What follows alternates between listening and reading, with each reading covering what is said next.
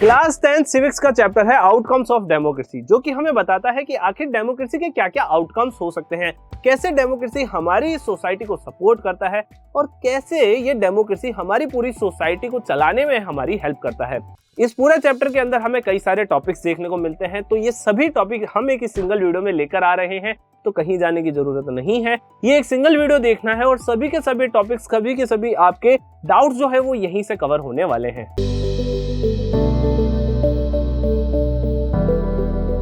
आज हम देखने जा रहे हैं हमारा सिविक्स का चैप्टर आउटकम्स ऑफ डेमोक्रेसी का इंट्रोडक्शन। बेसिक हम क्या देखने जा रहे हैं, इस चैप्टर का ओवरऑल इंट्रोडक्शन देखने जा रहे हैं कि सर आखिर हम इस चैप्टर को क्यों पढ़ रहे हैं, आखिर सर हम इस चैप्टर में क्या देखने वाले हैं। As we begin to wind up our tour of democracy, it is time to move beyond our discussion of specific themes and ask a general set of question. जब हम डेमोक्रेसी के बारे में पढ़ना शुरू कर रहे हैं तो उससे पहले बच्चा हमें कुछ क्वेश्चंस के बारे में पता होना चाहिए। ये क्वेश्चंस क्यों इंपॉर्टेंट है बच्चा, क्योंकि जब तक आपके माइंड में क्वेश्चन नहीं होंगे आप क्लिक कैसे करेंगे कि सर आखिर डेमोक्रेसी है क्या, सर इस डेमोक्रेसी की नीड क्या है, सर इस डेमोक्रेसी के सामने चैलेंजेस क्या है। इन सभी को समझने के लिए आपके सामने क्या होने चाहिए, सेट ऑफ क्वेश्चन होने चाहिए। तो हमारा फर्स्ट जो क्वेश्चन है वो है व्हाट डज डेमोक्रेसी डू। आखिर सर डेमोक्रेसी करती क्या है, आखिर सर डेमोक्रेसी है क्या। सबसे पहले हम इस चैप्टर में यही समझेंगे कि डेमोक्रेसी क्या होता है, रूल ऑफ पीपल। मतलब क्या है सर, हमारे लिए और हमारे कारण ही ये जो रूल है ये रन हो पा रहा है और इसे ही हम क्या कहते हैं, डेमोक्रेसी कहते हैं। और सर डेमोक्रेसी करती क्या है, हमें पॉलिटिकल राइट देती है, हमें फ्रीडम देती है, हमें लिबर्टी देती है। वो सभी हम इस चैप्टर के अंदर डिस्कस करने वाले हैं। पर ये क्वेश्चन आपके माइंड में रहना चाहिए कि सर आखिर जो डेमोक्रेसी है वो करती क्या है। अब आगे जो चलते हैं तो हमारे सामने आता है और what outcomes can we reasonably expect from democracy. तो हम ये समझना चाह रहे हैं कि सर कि जो कौन कौन से ऐसे आउटकम्स होते हैं जो डेमोक्रेसी से हमें देखने को मिलते हैं, जो हमारी लाइफ को सर चेंज करते हैं, जो सर हमारी लाइफ को क्या करते हैं, ड्राइव करते हैं। फिर हम आगे चलते हैं, also does democracy fulfil this expectation in real life. तो सर अब हम बात करते हैं democracy in principle and democracy in practical. तो सर जैसे कि इन दोनों में ही डिफरेंस होता है। डिफरेंस का मतलब क्या है सर, देखो आप इतना समझिए कि सर जब डेमोक्रेसी की बात करते हैं, सर जब हम उसके प्रिंसिपल्स की बात करते हैं तो हमें एक आइडियल डेमोक्रेसी की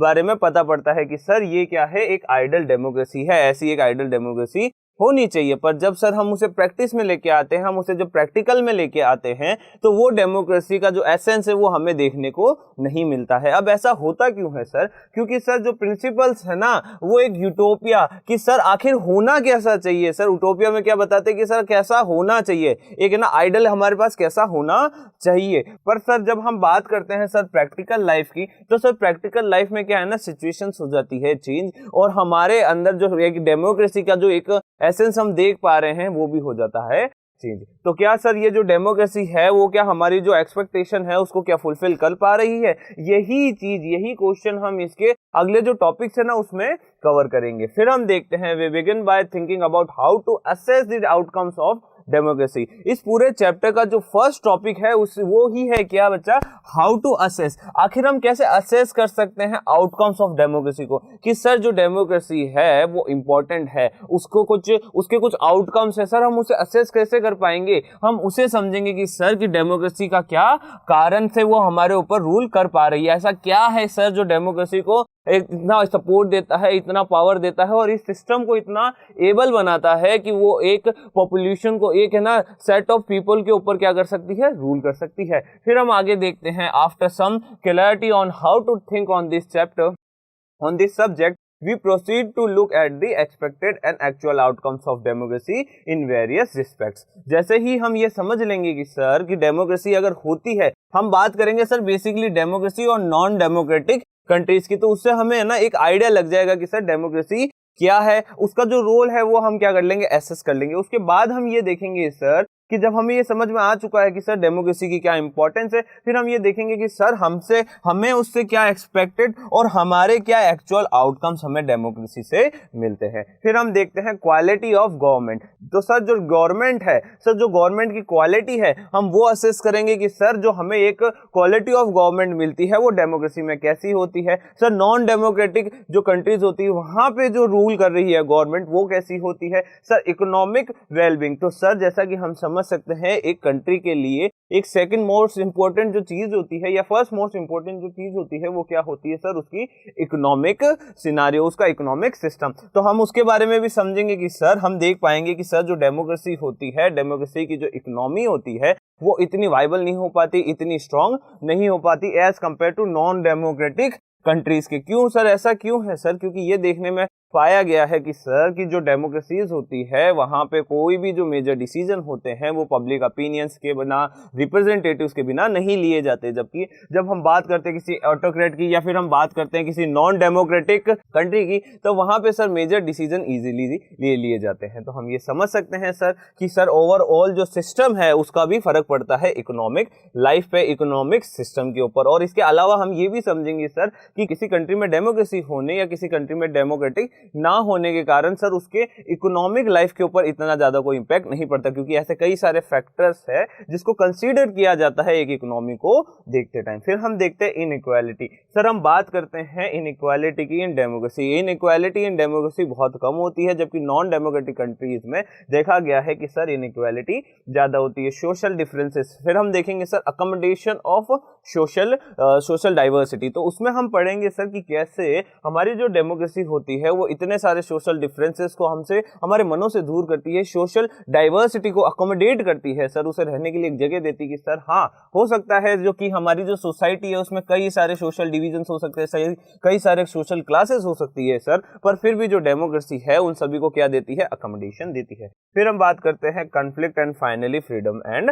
डिग्निटी। फिर हम बात करते हैं सर कॉन्फ्लिक्ट की। जब हम सोसाइटी की बात करते हैं, ये एक ऐसा प्रिंसिपल है, डेमोक्रेसी एक ऐसा प्रिंसिपल है जो रिलेट करता है ह्यूमन बीइंग से। और जब भी हम ह्यूमन बीइंग की बात करते हैं, हमारे जो व्यूज होते हैं वो सर अलग अलग हो सकते हैं। जब सर व्यूज आपके अलग अलग होंगे तब सर हम ये समझ सकते हैं कि कॉन्फ्लिक्ट होना तो बनता ही है। फिर हम आगे देखते हैं फाइनली फ्रीडम एंड डिग्निटी। तो sir and in the and हम देखने जाएंगे क्या सर, फ्रीडम एंड डिग्निटी। क्या जो हमारी सोसाइटी है, क्या जो हमारी डेमोक्रेसी है उसमें जो ये फ्रीडम वाला जो फैक्टर है क्या, और इसी के साथ साथ जो ये डिग्निटी वाला जो ये फैक्टर है इसका क्या रोल है, कैसे ये ओवरऑल हमारी जो डेमोक्रेसी है उसको रन करता है, कैसे ये फ्रीडम और डिग्निटी के कारण ही हम सबसे ज्यादा किससे सपोर्ट करते हैं, डेमोक्रेसी को सपोर्ट करते हैं, डेमोक्रेटिक रूल को हम सपोर्ट करते हैं। तो हम समझ सकते हैं सर कि जो फ्रीडम और डिग्निटी हमें जो डेमोक्रेसी में मिलती है वो नॉन डेमोक्रेसी में हमें नहीं मिल सकती। फिर हम आगे देखते हैं our final verdict positive but qualified. पर हम ये समझ सकते हैं सर कि ओवरऑल जो हमारा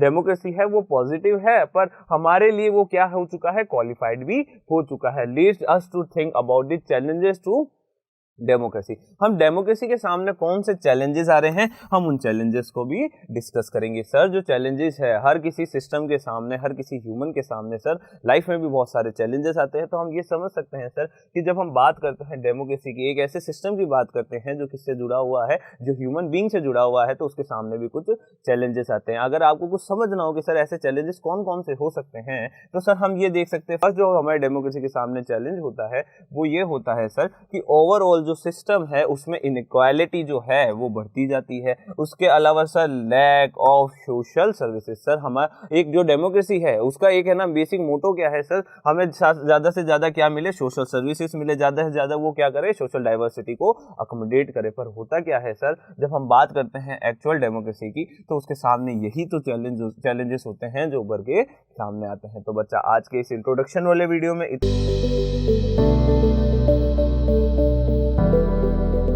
आज हम देखने जा रहे हैं हमारे सिविक्स का चैप्टर आउटकम्स ऑफ डेमोक्रेसी का topic how do we assess democracy's outcome. जैसा कि हम जानते हैं डेमोक्रेसी बहुत इंपॉर्टेंट है, पर हम बच्चा ये क्वेश्चन कर सकते हैं सर हमें डेमोक्रेसी से मिला क्या है, सर डेमोक्रेसी के आउटकम्स क्या है सर, कि हमें जब तक पता नहीं होना सर कि आउटकम्स क्या, हमें मिलने वाला क्या है सर, जब तक हमें सर इंटरेस्ट नहीं आता कि सर आखिर ये चीज है क्या, डेमोक्रेसी आखिर है क्या। तो इस चैप्टर के अंदर बेसिक हम यही देखने वाले हैं कि सर हमें डेमोक्रेसी से आखिर मिला क्या है, what are the outcomes of democracy. Okay, तो चलो हम शुरू करते हैं इस टॉपिक को। जैसा कि हम देख पा रहे हैं, it emerged from that conversation that democracy is better form of government when compared with dictatorship and any other alternative. Sir जो डेमोक्रेसी है ना, डेमोक्रेसी बहुत ज्यादा अच्छी है इन कंपैरिजन टू डिक्टेटरशिप और any other alternative. Sir democracy क्यों अच्छी, सर ऐसा क्या डेमोक्रेसी में स्पेशल क्या है sir, we felt that democracy was better because, ऐसा क्यों है कि डेमोक्रेसी को हम बेटर समझते हैं, क्यों, क्योंकि democracy promotes equality among citizens. जो डेमोक्रेसी है वो प्रमोट करती है इक्वालिटी को किसके बीच से, सिटीजन्स के बीच। अब होता क्या है कि जैसे हम इंडिया का एक एग्जांपल लेते हैं, इंडिया एक बहुत डाइवर्स कंट्री है, यहाँ पे कई सारे सोशल ग्रुप्स हैं, कई सारे सोशल क्लासेस हैं, और इसी के साथ साथ इंडिया में कई सारी क्या है, कास्ट भी है। तो ऐसे में क्या हो जाता है बच्चा, हम एक दूसरे को क्या है ना अलग समझने लग जाते हैं ऑन बिहाफ ऑफ हमारी जो कास्ट अलग है, हमारा सर क्लास अलग है, सर हमारा सोशल ग्रुप अलग है, हमारी एक ना डिफरेंट आइडेंटिटी है। तो ऐसे में क्या होता है, डेमोक्रेसी आपको एक इक्वल आइडेंटिटी देता है कि सर आप इक्वल हैं, आप सभी जो सिटीजन्स हैं वो क्या है, इक्वल हैं, आप सभी क्या है इस कंट्री के क्या है, सिटीजन है, इस कंट्री के क्या है, नागरिक है। फिर हम देखते हैं democracy enhance the dignity of the individual, और इसी के साथ साथ सर जो डेमोक्रेसी है वो एक इंडिविजुअल की जो डिग्निटी है सर उस डिग्निटी को भी क्या करती है, इनहैंस करती है सर। उसके अलावा democracy improves the quality of decision making. अब होता क्या है बच्चा, जो डेमोक्रेसी है ना वो इंप्रूव करती है डिसीजन मेकिंग को। कैसे करती है सर, जो डेमोक्रेसी है, डेमोक्रेसी में क्या है ना, जनता सर, नागरिक सर, सिटीजन्स सर, जितनी ज्यादा डाइवर्स हमारी है ना क्या होगा, पीपल होंगे, जितने ज्यादा हमारे डाइवर्स सिटीजन्स होंगे ना, अब ऐसे में होगा क्या ना, उतना ही ज्यादा उनका क्या होगा, डाइवर्स रोल होगा किसमें, डिसीजन मेकिंग में। क्यों होगा सर, क्योंकि जो एक डिसीजन मेकिंग का जो प्रोसेस है, जैसा कि हम देखते हैं कि एक लॉ है, एक रूल है, अब सर उसके लिए डिफरेंट जो ग्रुप्स है उनके डिफरेंट क्या होंगे, उससे रिलेटेड इंटरेस्ट होंगे। अब ऐसे में क्या होता है, जो डिसीजन मेकिंग प्रोसेस है, जितने ज्यादा उसमें लोग होंगे, जैसा कि हम जानते हैं डेमोक्रेसी में हर सोशल ग्रुप, हर सोशल क्लास को है ना पार्ट लेने का मौका मिलता है, एक रोल निभाने का एक है ना मौका मिलता है। तो ऐसे में हम समझ सकते हैं सर, जो क्वालिटी है ना डिसीजन की, वो एक है ना एक अच्छा डिसीजन है ना हमारे सामने आता है डेमोक्रेसी में। फिर हम देखते हैं democracy provides a method to resolve conflicts, और इसी के साथ साथ सर जो डेमोक्रेसी वो एक मेथड प्रोवाइड करती है ताकि हम क्या रिजॉल्व कर सके, कॉन्फ्लिक्ट्स को हमारे बीच में क्या कर सके, रिजॉल्व कर सके, and allows room to correct mistakes. और इसी के साथ साथ सर हमें एक ना रूम देता है, हमें एक स्पेस देता है ताकि हम हमारी जो मिस्टेक्स है, जो हमारी गलतियां है ना, हम उसे क्या कर सके, करेक्ट कर सके। अब ऐसे में क्वेश्चन आता है, are this expectation realized under democracy, क्या सर ये जो एक्सपेक्टेशंस है, जो हम अभी तक हमारी जो एक्सपेक्टेशन है डेमोक्रेसी से, क्या सर ये वाकई में सर डेमोक्रेसी से देखने को मिलता है। When we talk to people around us, most of them support democracy against other alternatives such as the rule by a monarch or military or a religious leader। अब होता क्या है, जब हम हमारे आसपास के लोगों से बात करते हैं तब हमें समझ में आता है सर कि जो डेमोक्रेसी है ना सर, डेमोक्रेसी बहुत सही है, उसके जितने भी अल्टरनेटिव्स है ना, जैसे कि sir monarch, sir rule of monarch हो गया, रूल ऑफ मिलिट्री हो गया, रूल ऑफ रिलीजियस लीडर्स हो गया, उनके कंपैरेटिव में जो डेमोक्रेसी है ना वो बहुत ज्यादा बेटर है। क्यों, क्योंकि सर जो मोनार्क्स होते हैं, जो मिलिट्री होती है और जो रिलीजियस लीडर्स होते हैं ना, इनके टाइम में होता क्या है, जो पावर होती है ना वो एकदम क्या है ना कंसंट्रेट हो जाती है एक ही ग्रुप्स ऑफ पीपल के हाथ में। अब ऐसे में होता क्या है ना बच्चा, कि ओवरऑल कंट्री, ओवरऑल जो पीपल्स है उनकी कोई बात मानी नहीं जाती है। अब जैसा कि हम समझ सकते हैं कि एक रिलीजियस जो लीडर होगा वो किसे सपोर्ट करेगा, वो अपने खुद के रिलीजन को सपोर्ट करेगा। अब ऐसे में क्या होगा, जो बाकी रिलीजन है उनका क्या होने वाला है सर, उनका क्या होगा, बहिष्कार होगा, उन्हें क्या है ना एक पूरे रोल से, एक पूरे सिनारियो से ही हटा दिया जाएगा। फिर हम देखते हैं, but not so many of them would be satisfied with the democracy in practice, पर है ना उनमें से कई ऐसे भी लोग होंगे जो डेमोक्रेसी को जो प्रैक्टिस में, जब डेमोक्रेसी वाकई में प्रैक्टिस में आती है ना, तो उसमें कई सारे क्या है ना फॉल्ट्स आ जाते हैं जिन्हें हम देखेंगे। So we face a dilemma, democracy seem to be good in principle but fail to be not so good in its practice. अब ऐसे में सर हम एक डिलेमा में पहुंच जाते हैं जहां पे हमें ये लगता तो है कि सर जो डेमोक्रेसी है ना, डेमोक्रेसी बहुत अच्छी है, पर है ना कहाँ अच्छी है सर, हमारे प्रिंसिपल्स में अच्छी है, हमारे सिद्धांतों में बहुत अच्छी है डेमोक्रेसी, पर जब हम वाकई में जब बात करते हैं, जब हम प्रैक्टिस की बात करते हैं ना डेमोक्रेसी की, तो डेमोक्रेसी ऐसी कोई खास नहीं निकलती है। फिर हम देखते हैं, the dilemma invites us to think hard about the outcomes of democracy. से ये जो डिलेमा है ना कि सर जो हमारी डेमोक्रेसी है, डेमोक्रेसी प्रिंसिपल, जब हम प्रिंसिपल की बात करते हैं, सिद्धांतों की बात करते हैं तब तो ओके है, पर जब वो प्रैक्टिस में आती है तब वो इतनी अच्छी नहीं है। सर यही हमारे को थिंक करने के लिए, हमें सोचने के लिए मजबूर करती है आउटकम्स ऑफ डेमोक्रेसी को। सर जो हम देखने जा रहे हैं, हम जो चैप्टर देखने जा रहे हैं, वो क्यों देखने जा रहे हैं, हम इसी वजह से उसे देखने जा रहे हैं। हमारे सामने क्वेश्चन आता है, do we prefer democracy only for moral reasons और are there some prudential reasons to support democracy too. अब सर ऐसे में क्वेश्चन है, क्या सर हम ये है ना मोरल जो एक हमारे जो मोरल्स बन रखे हैं ना सर, जो मोरल रीजंस बन रखे हैं डेमोक्रेसी के लिए, क्या सर हम उसके लिए ही डेमोक्रेसी प्रेफर करेंगे, या फिर सर ऐसे कई सारे प्रूडेंशियल रीजंस है जिसके कारण हम सपोर्ट करेंगे डेमोक्रेसी को। तो हम देखते हैं, over 100 countries of the world today claim and practice some kind of democratic politics. अब है ना सर कई सारे ऐसी कंट्रीज हैं जो आज भी क्लेम करते हैं कि हम प्रैक्टिस कर रहे हैं सर क्या डेमोक्रेसी को हम प्रैक्टिस कर रहे हैं। ऐसा उन्हें क्यों लगता है, ऐसा हम क्यों देख पा रहे हैं, क्योंकि they have a formal constitution, क्योंकि उनके पास क्या है, एक फॉर्मल कॉन्स्टिट्यूशन है। सर फॉर्मल कॉन्स्टिट्यूशन से हेल्प क्या होती है, सर हमें पता है सर एक बुक है जिसमें रूल्स लिख रखे हैं और हमें पता है सर कि हमारे अधिकार क्या है, हमारे राइट्स क्या है, क्या हमें करना है, क्या हमें नहीं करना है। दे होल्ड इलेक्शन, और इसी के साथ साथ सर वो क्या करते हैं, इलेक्शन भी होल्ड करते हैं। दे हैव पार्टीज, उनके पास पार्टीज भी है। And they guarantee right of citizen, और इसी के साथ साथ सर वो सिटीजन्स को क्या प्रोवाइड करते हैं, गारंटी प्रोवाइड करते हैं सर कि हम आपको क्या देंगे, राइट्स देंगे। अब ऐसे में सर हमें लगता है हमारी कुछ ऐसी कंट्रीज है जिनके पास क्या है, डेमोक्रेसी है, तो ऐसे में हम समझ चुके हैं सर कि उनके पास एक फॉर्मल कॉन्स्टिट्यूशन है, वो इलेक्शन भी होल्ड करते हैं, इसके साथ साथ उनके पास पॉलिटिकल पार्टीज भी हैं, और जो पॉलिटिकल पार्टीज है वो गारंटी देती है सर किसकी, राइट्स ऑफ सिटीजन्स की। While this features are common to most of them, this democracies are very much different from each other in terms of their social situation, their economic achievements and their cultures. अब ऐसे में क्या होता है sir, ये जो features है ना, ये हमने जो फीचर्स देखे ना सर कि हाँ कॉन्स्टिट्यूशन होगा, इलेक्शन होगा, पार्टीज होगी और सर राइट्स होंगे, सर ये फीचर्स तो क्या है, सेम है, पर इसके अलावा जब हम देखते हैं कि जो सर हर कंट्री की जो सोशल सिचुएशंस है ना वो अलग अलग है, हर किसी कंट्री में रहने वाला जो सोशल ग्रुप है ना वो बहुत अलग है। इसी के साथ सर उसकी जो इकोनॉमिक जो अचीवमेंट्स है ना वो भी डिफरेंट है, और इसी के साथ उसका जो कल्चर है, उस कंट्री का जो कल्चर है वो भी क्या है,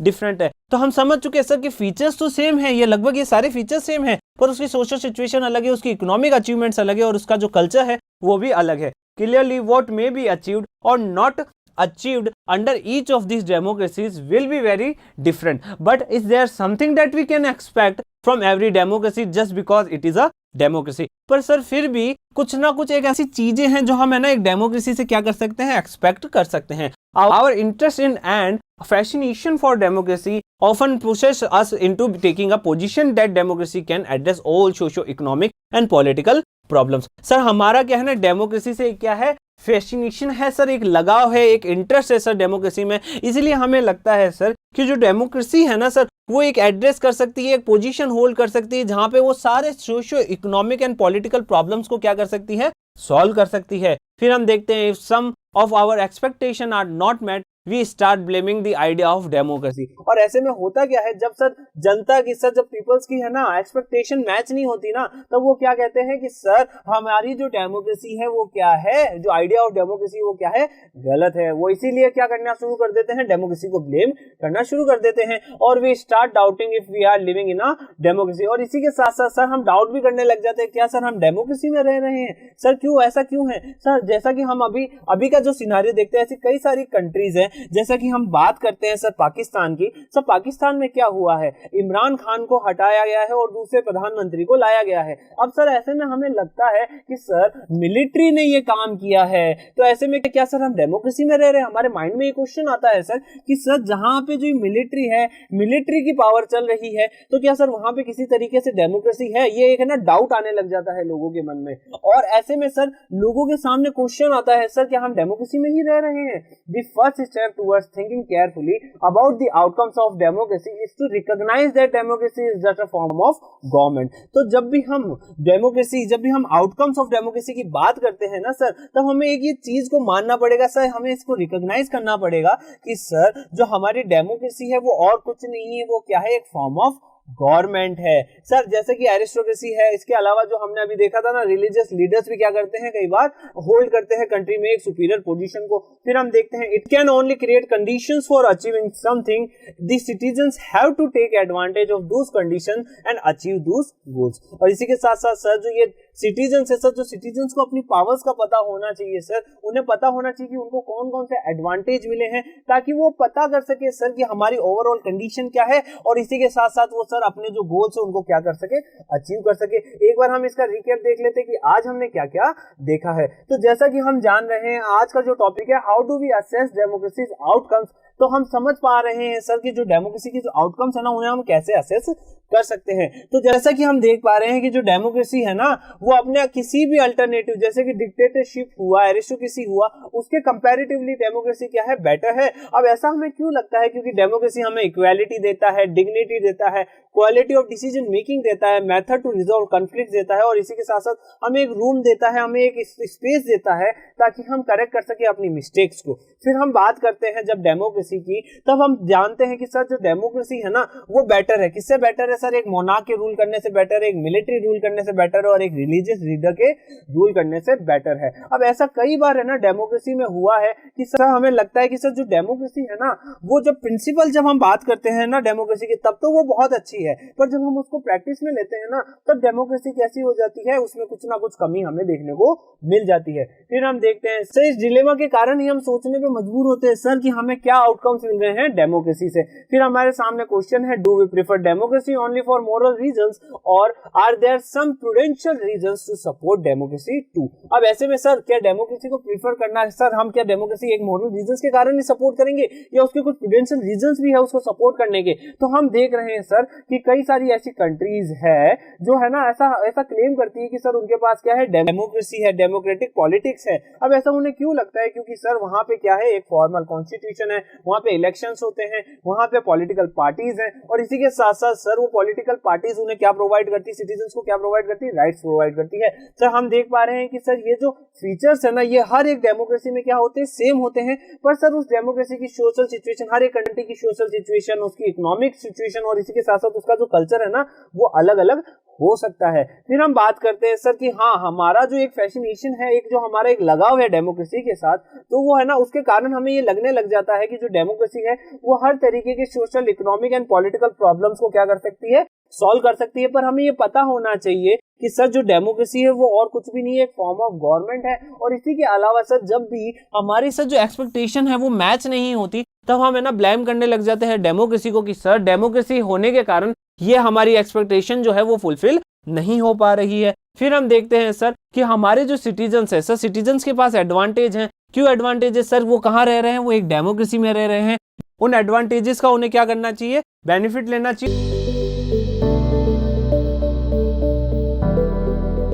आज हम देखने जा रहे हैं हमारा सिविक्स का चैप्टर आउटकम्स ऑफ डेमोक्रेसी का topic, accountable, responsive and legitimate government. तो जैसा कि हम डेमोक्रेसी के आउटकम्स देखने जा रहे हैं। अब ऐसे में बच्चा जरूरी हो जाता है कि सर एक जो डेमोक्रेसी है उसमें जो गवर्नमेंट है ना सर, वो अकाउंटेबल भी हो, रिस्पॉन्सिव भी हो, और इसी के साथ साथ वो क्या हो, लेजिटिमेट भी हो। तो हम देखते हैं there are some things that democracy must provide. Sir ऐसी कुछ चीजें हैं जो डेमोक्रेसी को प्रोवाइड करनी ही चाहिए। In a democracy we are most concern with ensuring that people will have the right to choose their rulers and people will have control over the rulers. तो ऐसे में सर जब हम बात करते हैं डेमोक्रेसी की, तब जो जनता है सर, जनता के पास है ना राइट होना चाहिए, उनके पास पावर होना चाहिए, ताकि वो अपने रूलर्स को क्या कर सके, चूज कर सके, और इसी के साथ साथ अपने रूलर्स को क्या कर सके, कंट्रोल भी कर सके। फिर हम देखते हैं whenever possible and necessary citizens should be able to participate in decision making. Sir जो सिटीजंस है, जो जनता है ना, उसे पार्टिसिपेट करना चाहिए डिसीजन मेकिंग प्रोसेस में,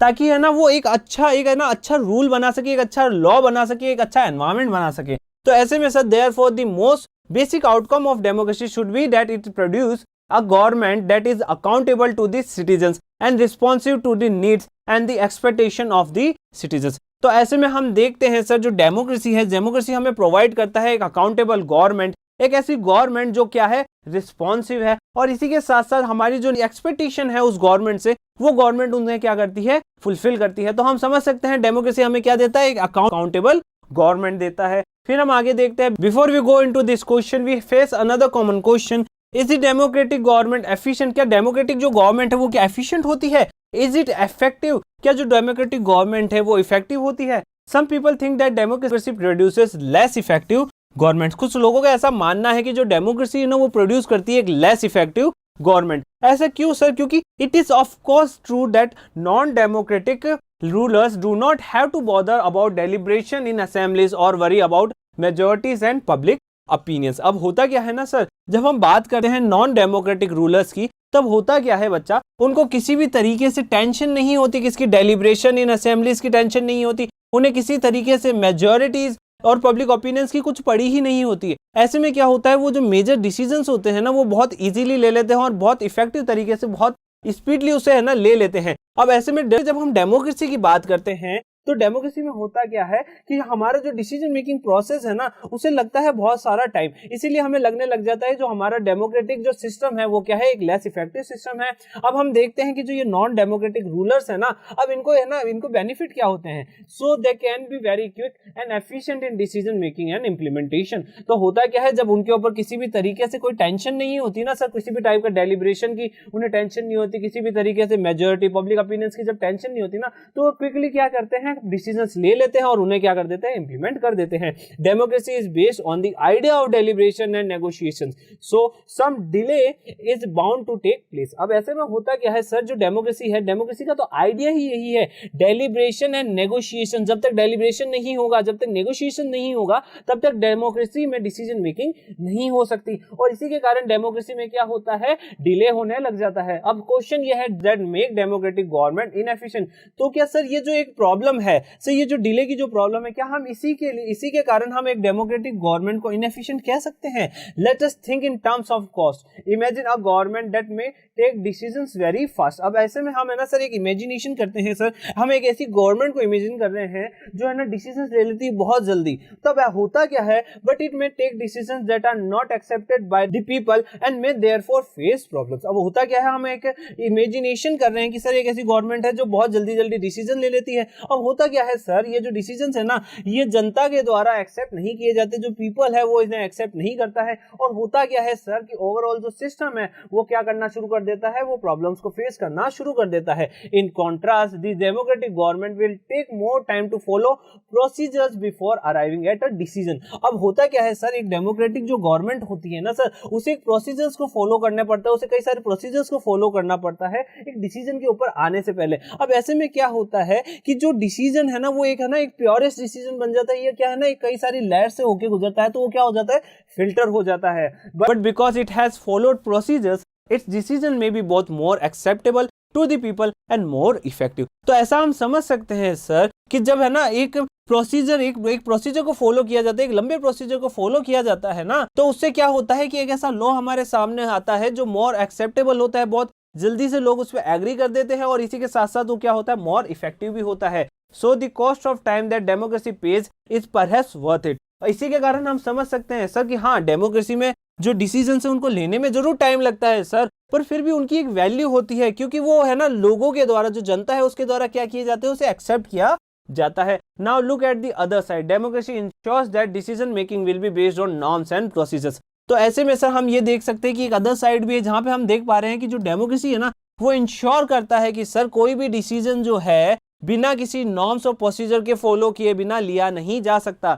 तो ऐसे में अगर आपको कोई भी डिसीजन लेना है तो उसके लिए आपको एक नॉर्म फॉलो करना पड़ेगा, एक प्रोसीजर फॉलो करना पड़ेगा, जिससे क्या होगा ना सर, ओवरऑल जो सिस्टम है ना वो क्या हो जाएगा, फिल्टर हो जाएगा। ओवरऑल जो लॉ है, जो हमारा डिसीजन है वो क्या हो जाएगा, फिल्टर हो जाएगा। So a citizen who wants to know if a decision was taken through the correct procedures can find this out। अब ऐसे में सर कोई भी सिटीजन, सर जो आरटीआई है ये किसके लिए बना है सर, ये इन्फॉर्मेशन के लिए ही तो बना है, ताकि हमें सर पता पड़े सर जो ये डिसीजंस जो हैं सर, ये जो डिसीजन जो है वो करेक्ट प्रोसीजर्स के थ्रू फॉलो हुए हैं कि नहीं हुए हैं। She has the right and the means to examine process of decision making. फिर हम देख पाते हैं this is known as a transparency, इसे ही क्या कहते हैं, ट्रांसपेरेंसी कहते हैं। और इसी के साथ साथ ये जो फैक्टर है ना ये मिसिंग होता है, किससे मिसिंग होता है सर, ये नॉन डेमोक्रेटिक गवर्नमेंट में मिसिंग होता है, ये हमें देखने को नहीं मिलता। वहां पे जो डिसीजंस हैं वो लिए हैं किसने, रूलर ने लिए हैं, और जो रूलर का मन करता है वो वैसा ही करता है। आप किसी भी तरह से उससे इंफॉर्मेशन नहीं निकाल सकते, किसी भी तरीके से उससे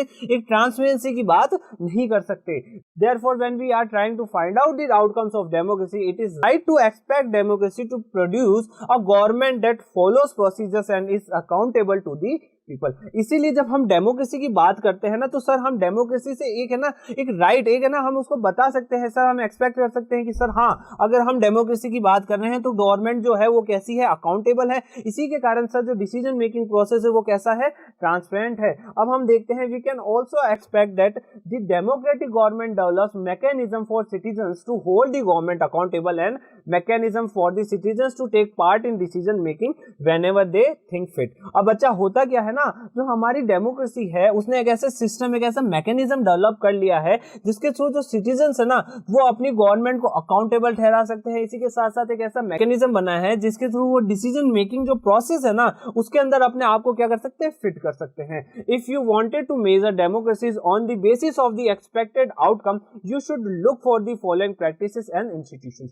अब अगर आप देखना चाहते हैं कि सर ये जो डेमोक्रेसी है, डेमोक्रेसी कैसे मेजर की जा सकती है, सर जो डेमोक्रेसी के जो आउटकम्स हैं उनको कैसे मेजर किया जा सकता है, तो हमें कुछ प्रैक्टिसेस और इंस्टीट्यूशन के बारे में देखना होगा। Regular, free and fair election. Democracy में क्या होता है, रेगुलर, फ्री और फेयर इलेक्शंस होते हैं। Open public debate on major policies and legislation. अब इसी के साथ साथ होता क्या है, पब्लिक डिबेट होते हैं मेजर पॉलिसीज पे, लेजिस्लेशंस के ऊपर, कई सारे जो कानून हैं उनके ऊपर क्या होते हैं, अच्छे डिबेट होते हैं। And citizens right to information about the government and its functioning. और इसी के साथ साथ सर जो ये सिटीजंस है ना उनके पास राइट है to inform, sir right to information है जिसके थ्रू वो गवर्नमेंट की फंक्शनिंग्स को अच्छे से समझ सकते हैं, उसके बारे में इंफॉर्मेशन ले सकते हैं। The actual performance of democracy shows a mixed record on this.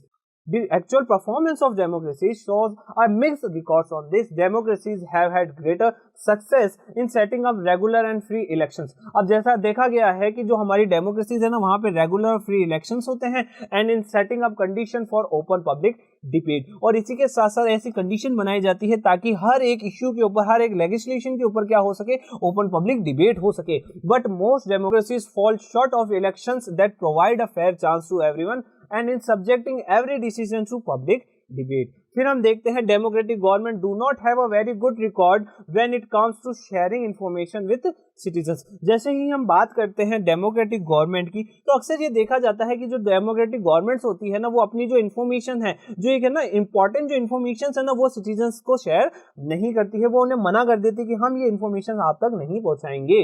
All one can say in favour of democratic regions is that they are much better than any non democratic region in this respect. तो ऐसे में हम कह सकते हैं sir कि जो democratic जो गवर्नमेंट है, जो डेमोक्रेसी है ना, वो नॉन डेमोक्रेटिक जो रीजन है, जो एक है ना एक शासन है, एक नॉन डेमोक्रेटिक शासन है, उससे क्या है, बेटर है। In substantive terms it may be reasonable to expect from democracy a government that is alternative to the needs and demands of the people and is largely free of corruption. तो ऐसे में sir हम एक expect कर सकते हैं sir, एक hypothetical situation, एक सब्सटेंसिव टर्म्स है जिसके अकॉर्डिंग हम सर ये समझ सकते हैं कि सर ये जो डेमोक्रेसी है ना ये गवर्नमेंट है, इसका कोई अल्टरनेटिव नहीं है। क्यों नहीं है सर? क्योंकि ऐसा कोई सिस्टम नहीं है जो हमारी सारी नीड्स को पूरा कर सके, हमारी कोई डिमांड्स को पूरा कर सके, और इसी के साथ साथ सर फ्री रहे किससे सर, करप्शन से। The record of democracy is not impressive on this two counts. और इसी के कारण सर जो हमारी डेमोक्रेसी है ना उसके कुछ रिकॉर्ड्स है ना सही नहीं रहे हैं।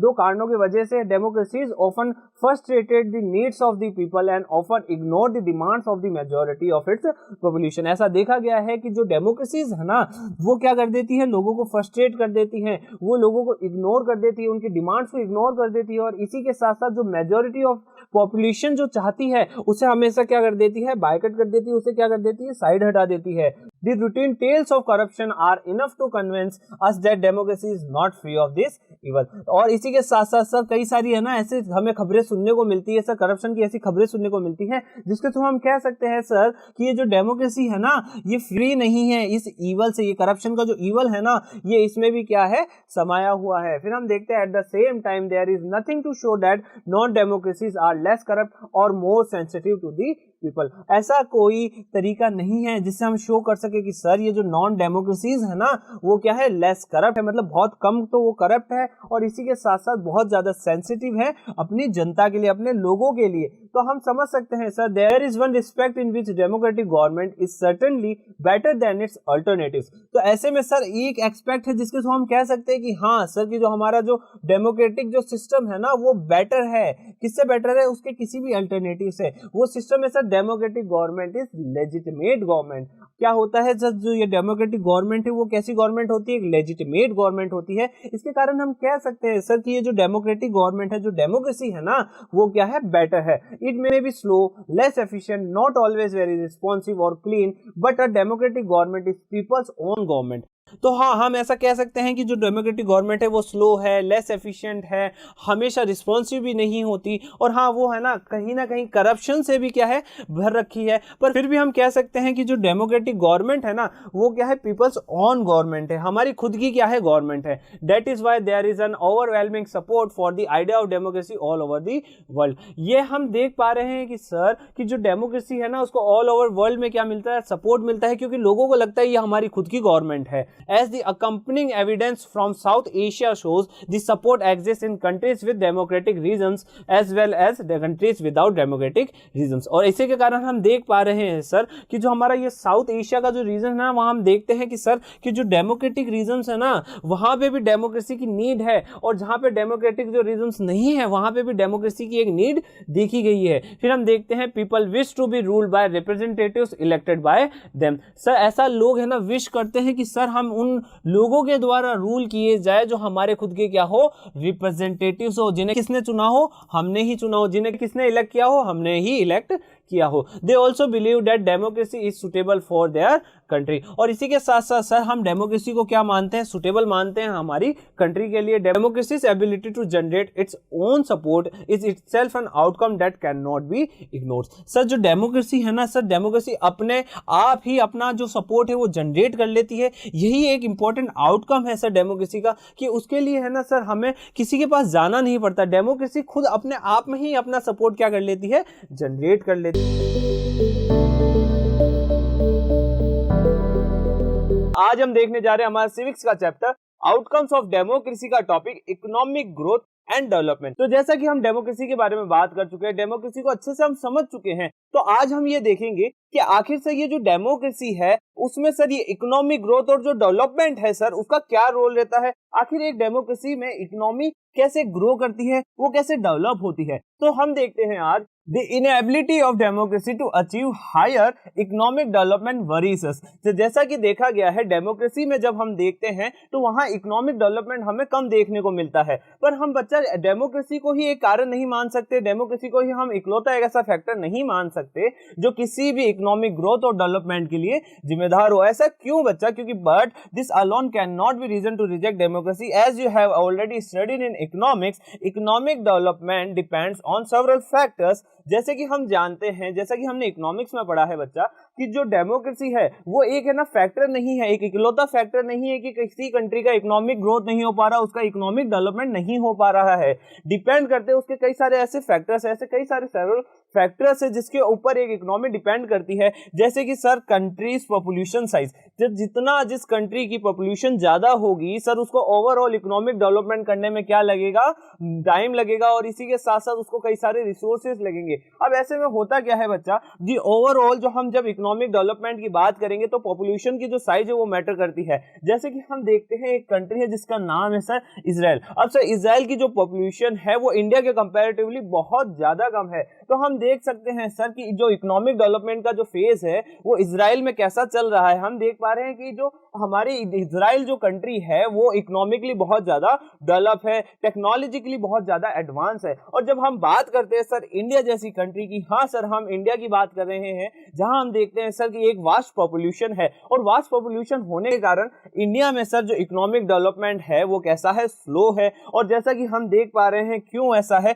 क्योंकि सर जो पॉपुलेशन है उसकी साइज ज्यादा है, साइज को एक हम देख पा रहे हैं कि सर जो रिसोर्सेज है ना, जो रिसोर्सेज वहां पे 10 बंदे यूज करते हैं वही रिसोर्सेज यहाँ पे लगभग 100% यूज करते हैं। तो हम समझ सकते हैं सर जो रिसोर्सेज का एक यूटिलाइजेशन है उसके कंपैरेटिवली भी इंडिया क्या कर रहा है, बहुत ज्यादा लैग कर रहा है। अब हम आगे देखते हैं ग्लोबल सिचुएशन। एक कंट्री की ग्लोबल सिचुएशन भी डिपेंड करती है उसकी इकोनॉमिक ग्रोथ के ऊपर। फिर हम देखते हैं कोऑपरेशन फ्रॉम अदर कंट्रीज।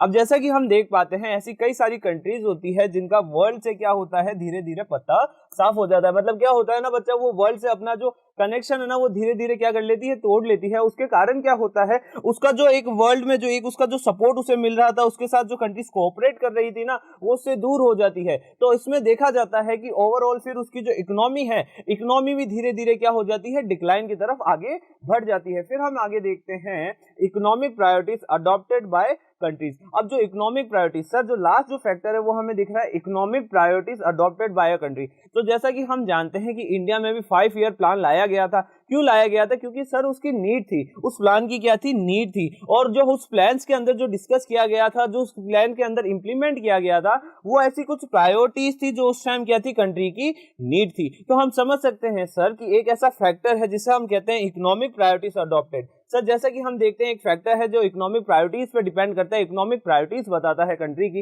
वो भी एक फैक्टर बन सकता है इकोनॉमिक ग्रोथ एंड डेवलपमेंट के लिए। फिर हम आगे देखते हैं, if democracies are expected to produce good governments then is it not fair to expect that they would also produce development. तो जैसा कि हम देख पा रहे हैं सर, जो डेमोक्रेसीज है ना सर, डेमोक्रेसी से एक गुड गवर्नमेंट जरूर बन सकती है, एक गुड गवर्नमेंट को प्रोड्यूस जरूर कर सकती है, पर सर एक डेमोक्रेसी एक अच्छे डेवलपमेंट को प्रोड्यूस नहीं कर सकती। Evidence shows that in practice many democracies did not fulfil this expectation. तो जैसा कि हम देख पा रहे हैं, ऐसे कई सारे हमारे सामने एविडेंस है जिसके थ्रू हम कह सकते हैं सर कि जो हाँ डेमोक्रेसी जो है वो हमारी जो एक्सपेक्टेशंस जो रही है उसको फुलफिल नहीं कर पाई है। If you consider all democracies and all dictatorship for the 50 year between 1950 and 2000 dictatorship have slightly higher rate of economic growth. तो जैसा कि हम देख सकते हैं कि जो डिक्टेटरशिप है कंपैरेटिवली डेमोक्रेसी के क्या रही है? ज्यादा ग्रोथ कर रही है, हायर रेट से आगे बढ़ रही है। क्यों ऐसा क्यों है सर? ऐसा देखने में आता है सर, जो ये टाइम पीरियड है ना 1950s टू 2000, इसके बीच ये देखा गया है कि जो डेमोक्रेसीज है ना वहां पे जो डिसीजन है सर, वो डिसीजन में बहुत टाइम लिया गया है, जबकि जो डिक्टेटरशिप है वहां पे सर ओन रूल है सर उस एक डिक्टेटर का। तो इसके कारण होता क्या है, डिक्टेटर जो भी अपना एक है ना उसका जो मन है, जो इकोनॉमी के अंदर उसको मेजर चेंजेस लाने का वो सोच सकता है, वो डायरेक्टली लेके आ जाता है। उसके लिए उसको किसी भी पब्लिक ओपिनियन की जरूरत नहीं पड़ती है। फिर हम आगे देखते हैं, however the difference in the rates of economic development between less developed countries with dictatorship and democracies is negligible. तो जैसा कि हम एक डिफरेंस देख रहे हैं सर, हम डिफरेंस देख रहे हैं इकोनॉमिक डेवलपमेंट का। सर कहां पे देख रहे हैं? Less developed countries with dictatorship, जहां पे डिक्टेटरशिप रही है और इसी के साथ साथ वो कंट्रीज कैसी रही है? लेस डेवलप रही है। वहां पे जो डेमोक्रेसीज है सर, उसका जो एक डिफरेंस है सर, जो इकोनॉमिक डेवलपमेंट का जो डिफरेंस है वो कैसा रहा है? नेग्लिजिबल रहा है। फिर हम देखते हैं, overall we can not say that democracy is a guarantee of economic development. तो जैसा कि हम कह सकते हैं कि सर जो डेमोक्रेसी है वो हमें गारंटी नहीं देता किसकी सर? इकोनॉमिक डेवलपमेंट की। फिर हम देखते हैं, but we can expect democracy not to lag behind dictatorship in this. But हाँ सर, हम जब डिक्टेटरशिप के कंपैरेटिवली एक बात करते हैं तब हाँ हम ऐसा कह सकते हैं कि जो डेमोक्रेसी है ना वो पीछे नहीं है। फिर हम देखते हैं, when we find such significant difference in the rates of economic growth between countries under dictatorship and democracy, it is better to prefer democracy as it has several other positive outcomes. तो जैसा कि हम बात करते हैं sir कि अगर हम ये जो इकोनॉमिक डेवलपमेंट है ना सर, जब हम इकोनॉमिक डेवलपमेंट की बात करते हैं, उसकी रेट्स की बात करते हैं, तो हाँ हम ये कह सकते हैं कि जो डिक्टेटरशिप रही है और जो डेमोक्रेसी रही है उनमें ये डिफरेंस रहा है कि सर जो डेमोक्रेसी है उसके साथ और कई सारे सेवरल फैक्टर्स, कई सारे अच्छे पॉजिटिव आउटकम्स भी उसके साथ आए हैं।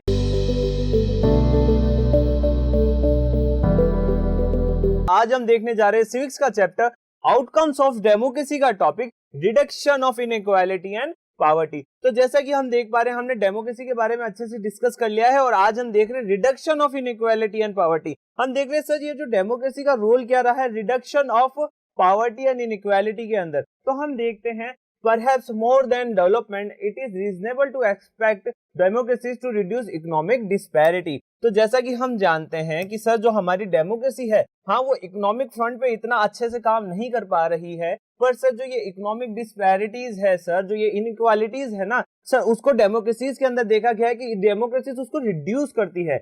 Even when a country achieves economic growth, sir जब है ना एक कंट्री इकोनॉमिक ग्रोथ जो अचीव करती है, तो एक क्वेश्चन हमारे सामने आता है, will wealth be distributed in such a way that all citizens of the country will have a share and lead a better life। तो सर जब भी एक इकोनॉमी एक अचीव करती है, क्या सर एक इकोनॉमिक ग्रोथ को अचीव करती है, तो क्या उससे एक्सपेक्ट किया जा सकता है कि सर ये जो वेल्थ है, जो उसने वेल्थ जनरेट करी है, जो ये इसने वेल्थ अचीव किया है ना, क्या वो वेल्थ इस तरीके से सभी सिटीजन्स में बांटा जाएगा या फिर सभी सिटीजन्स में उसका शेयर मिलेगा कि वो लोग अपनी जो लाइफ है उसको बेटर तरीके से क्या कर पाएंगे, सर्वाइव कर पाएंगे। ये एक ऐसा क्वेश्चन हमारे सामने है। फिर सेकंड क्वेश्चन ये है, इस economic growth in democracies accompanied by increase in equality among the people. तो जैसा कि हम जानते हैं कि जैसे जैसे हम इकोनॉमिक ग्रोथ की तरफ बढ़ते जा रहे हैं तो सर देखा गया है कि डेमोक्रेसीज के अंदर क्या बढ़ रही है, इनइक्वालिटीज बढ़ रही है। तो क्या हम ये कह सकते हैं कि जितना ज्यादा इकोनॉमिक डेवलपमेंट होगा उतना ही ज्यादा सर इनइक्वालिटीज भी क्या होगी, स्प्रेड होगी। फिर हम देखते हैं, और do democracies lead to a just distribution of goods and opportunities. और क्या सर हम ये क्या कह सकते हैं कि सर जो डेमोक्रेसीज है ना वो और कुछ नहीं, सिर्फ जो है ना डिस्ट्रीब्यूशन है किसका सर, गुड्स का और अपॉर्चुनिटीज का। फिर हम देखते हैं, democracies are based on political equality. अब हम बात करने जा रहे हैं पॉलिटिकल एरेना के बारे में। तो हम एक आइडिया लगा सकते हैं सर कि जो डेमोक्रेसी है ना सर, डेमोक्रेसी हमें क्या प्रोवाइड करता है, डेमोक्रेसी हमें प्रोवाइड करता है sir rights, sir right to vote, sir right to elect. तो जैसा कि हम जानते हैं कि जो हमारी डेमोक्रेसी है वो हमें क्या देती है, पॉलिटिकल इक्वालिटी देती है। इसी के साथ all individuals have equal weight in electing representative. Sir भले ही आप किसी भी कास्ट से बिलोंग करते हो, किसी भी सोशल ग्रुप से बिलोंग करते हो, आपका जो वेट है सर किसका, आपके इलेक्शन का जो आपका एक वोट का जो वेट है ना सर वो हमेशा क्या रहेगा, इक्वल रहेगा। कैसे इक्वल रहेगा सर, भले ही अंबानी जी वोट डाले या भले ही कोई ऑर्डिनरी सिटीजन वोट डाले, उसका जो वोट शेयर है, जो उसका वेट है वो कैसा रहेगा, हमेशा इक्वल रहेगा। जितने भी रिप्रेजेंटेटिव्स हैं उनके लिए जो इलेक्शन है, इलेक्शन में सारे के सारे जो भी लोग हैं वो क्या है, इक्वली कैसे हैं, इंपॉर्टेंट है। फिर हम देखते हैं, parallel to the process of bringing individuals into the political arena on unequal footing we find the growing economic inequalities. तो जैसा कि हम जानते हैं कि जो हमारी डेमोक्रेसी है उसमें ज्यादा से ज्यादा लोगों को पॉलिटिकल एरेना में लाया जा रहा है, ज्यादा से ज्यादा इंडिविजुअल्स को इक्वालिटी के साथ पॉलिटिक्स में लेकर आया जा रहा है। पर फिर भी ये हम देख रहे हैं कि सर जो इकोनॉमिक इनइक्वालिटीज है ना, बढ़ती इकोनॉमिक इनइक्वालिटीज के कारण क्या हो रहा है कि पॉलिटिकल जो पार्टीज हैं वो ज्यादातर किसे सपोर्ट करती हैं, वो सपोर्ट करती है सर वेल्दी पर्संस को, या अल्ट्रा रिच जो पर्संस है ना उन्हीं को ज्यादातर वो सपोर्ट करती दिखती है। फिर हम देखते हैं, a small number of ultra rich enjoy a highly disproportionate share of wealth and incomes. तो जैसा कि हम देख पा रहे हैं सर कि जो एक है ना, जो हमारा वेल्थ है ना अक्यूमुलेट होके रह गया है कुछ ही लोगों के हाथों में। अब उससे हो क्या रहा है कि जो अल्ट्रा रिच पीपल है ना वो क्या करते हैं, पॉलिटिकल पार्टी के अंदर अपना एक इन्फ्लुएंस बैठा देते हैं, जिससे ओवरऑल पॉलिटिकल जो पार्टी है वो इन्फ्लुएंस रहती है किनसे सर, अल्ट्रा रिच से। फिर हम आगे देखते हैं, not only that their share in the total income of the country has been increasing. और जैसा कि हम देख पा रहे हैं कि सर जो गरीब है वो गरीब होता जा रहा है और जो अमीर है वो अमीर होता जा रहा है। अब ऐसा क्यों है सर, क्योंकि ओवरऑल जो इन्फ्लुएंस है सर, जो इन्फ्लुएंस है वो किनका है, अल्ट्रा रिचेस का है, जिसके कारण जो डिसीजंस जो लिए जाते हैं एक कंट्री के अंदर इकोनॉमिक डेवलपमेंट के, उनके ऊपर एक अच्छा इन्फ्लुएंस रहता है किनका, अल्ट्रा रिचेस का। और इसी कारण से उनकी जो वेल्थ है वो लगातार क्या हो रही है, इंक्रीज हो रही है, और जो गरीब है सर वो और ज्यादा गरीब होता जा रहा है। फिर हम देखते हैं, those at the bottom of the society have very little to depend upon. Sir ऐसे में क्या है, जो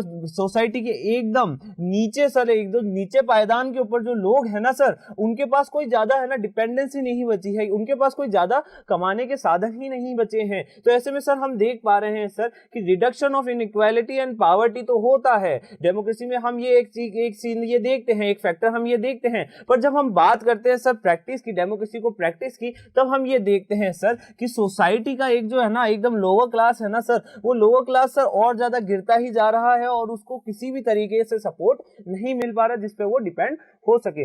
there incomes have been declining, और इसी के साथ साथ सर जो उनकी इनकम्स है ना वो भी लगातार क्या हो रही है, डिक्लाइन होती जा रही है। Sometimes they find it difficult to meet their basic needs of life such as food, clothing, house, education and health. तो और कई बार ऐसा देखा गया है कि उन लोगों के लिए सब food, clothing, house, education and health भी बहुत ज्यादा एक बड़ा मुद्दा बन जाता है, क्योंकि सर वो इन सभी बेसिक नेसेसिटीज ऑफ लाइफ को भी वो ले नहीं पा रहे हैं। In actual life democracies do not appear to be very successful in reducing economic inequalities. और जब हम प्रैक्टिस की बात करते हैं, हम डेमोक्रेसी की प्रैक्टिस की बात करते हैं एक्चुअल लाइफ में, तो ये देखा गया है कि जो डेमोक्रेसी है ना वो ज्यादातर सक्सेसफुल नहीं रह पा रही, किस लिए सर? इकोनॉमिक इनइक्वालिटीज को कम करने में सक्सेसफुल नहीं हो पा रही है। The poor constitute a large proportion of our voters and no party will like to lose their votes. हाँ, पर हम जब बात करते हैं सर वोटिंग की, सर हम बात करते हैं जब वोटिंग की, तब ये देखा गया है सर कोई भी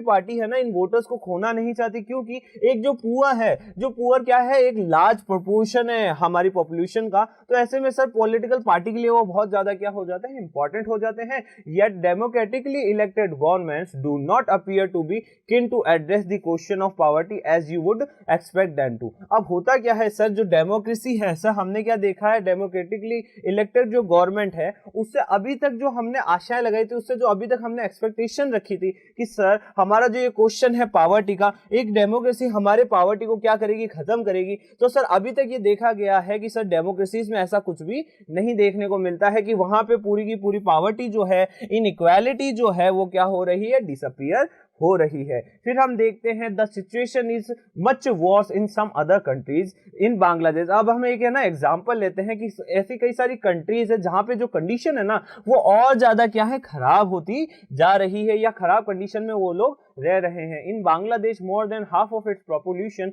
लिव्स इन पॉवर्टी। तो जैसा कि हम बात करते हैं बांग्लादेश की, जहां पर लगभग वहां की हाफ पॉपुलेशन जो है वो किस में सर्वाइव कर रहे हैं, पॉवर्टी में सर्वाइव कर रहे हैं। People in several poor countries are now dependent on the rich countries even for food supplies. Sir कहीं कहीं तो हालत इतनी खराब हो गई है कि जो पुअर कंट्रीज हैं उनको डिपेंडेंट होना पड़ रहा है रिच कंट्रीज पे, इवन फॉर फूड के लिए भी उन्हें किस पे डिपेंड होना पड़ रहा है, रिच कंट्रीज पे। तो हम समझ सकते हैं कि सर ओवरऑल जो डेमोक्रेसी है वो इनइक्वालिटी और पॉवर्टी के अंदर रिडक्शन नहीं कर पाई।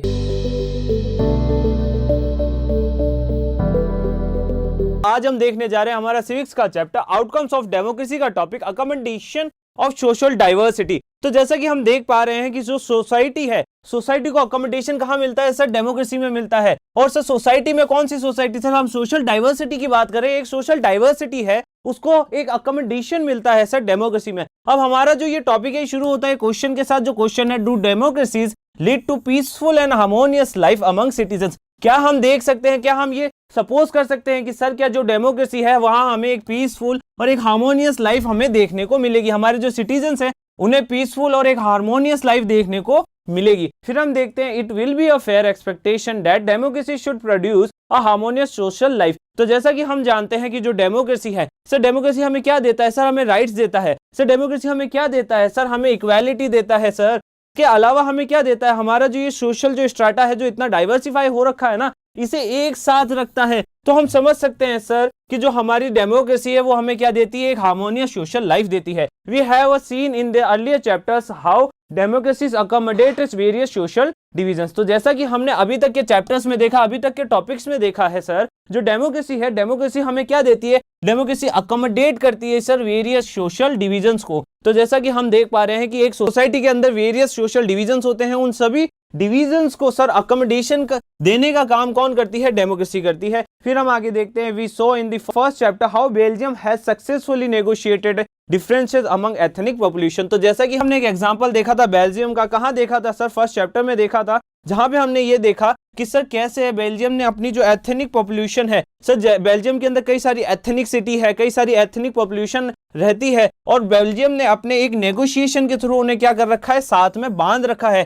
तो हम ये देख सकते हैं सर कि कैसे एक डेमोक्रेसी ने, कैसे बेल्जियम ने अपने एथनिक पॉपुलेशन को कैसे कर रखा है, संवार रखा है, एक साथ में रख रखा है। फिर हम आगे देखते हैं, democracy usually develop a procedure to conduct their competition. Sir जो डेमोक्रेसी है वो उसने एक डेवलप कर लिया एक प्रोसीजर, ताकि वो अपना कंपटीशन खुद ही क्या कर सके, कंडक्ट कर सके। इसी के साथ this reduces the possibility of this tensions becoming explosive और वायलेंट। तो जैसा कि हम जानते हैं सर, जब कई सारी सोशल क्लासेस एक साथ रहेगी, कई सारे सोशल ग्रुप्स एक साथ रहेंगे ना सर, तो किसकी संभावनाएं बढ़ सकती है सर, एक्सप्लोजन की, वायलेंस की, इनकी संभावनाएं बढ़ सकती है। क्यों बढ़ सकती है सर, क्योंकि एक सोशल ग्रुप्स को लग सकता है कि सर कि मुझे दूसरे सोशल ग्रुप्स के कंपेयर में कम राइट्स मिले हैं, तो हमें दूसरे सोशल ग्रुप्स के कंपेयर में हमें जो स्टेटस है वो कम दिया गया है। तो सर इसके कारण देखा गया है कि कई जगह पे सोशल ग्रुप्स जो होते हैं वो क्या होते हैं, वायलेंस पे उतर आते हैं, और उसके कारण ओवरऑल एक जो पीसफुल लाइफ उनकी चल रही होती है वो कैसी हो जाती है, वो कुछ देखने में ऐसी हो जाती है। तो हम जैसा कि देख पा रहे हैं कि कि जो हमारी डेमोक्रेसी है, डेमोक्रेसी एक हमें एक्सप्लोसिव और वायलेंस वाली जो एक लाइफ है उससे हमें दूर करता है, एक हार्मोनियस लाइफ हमें देता है,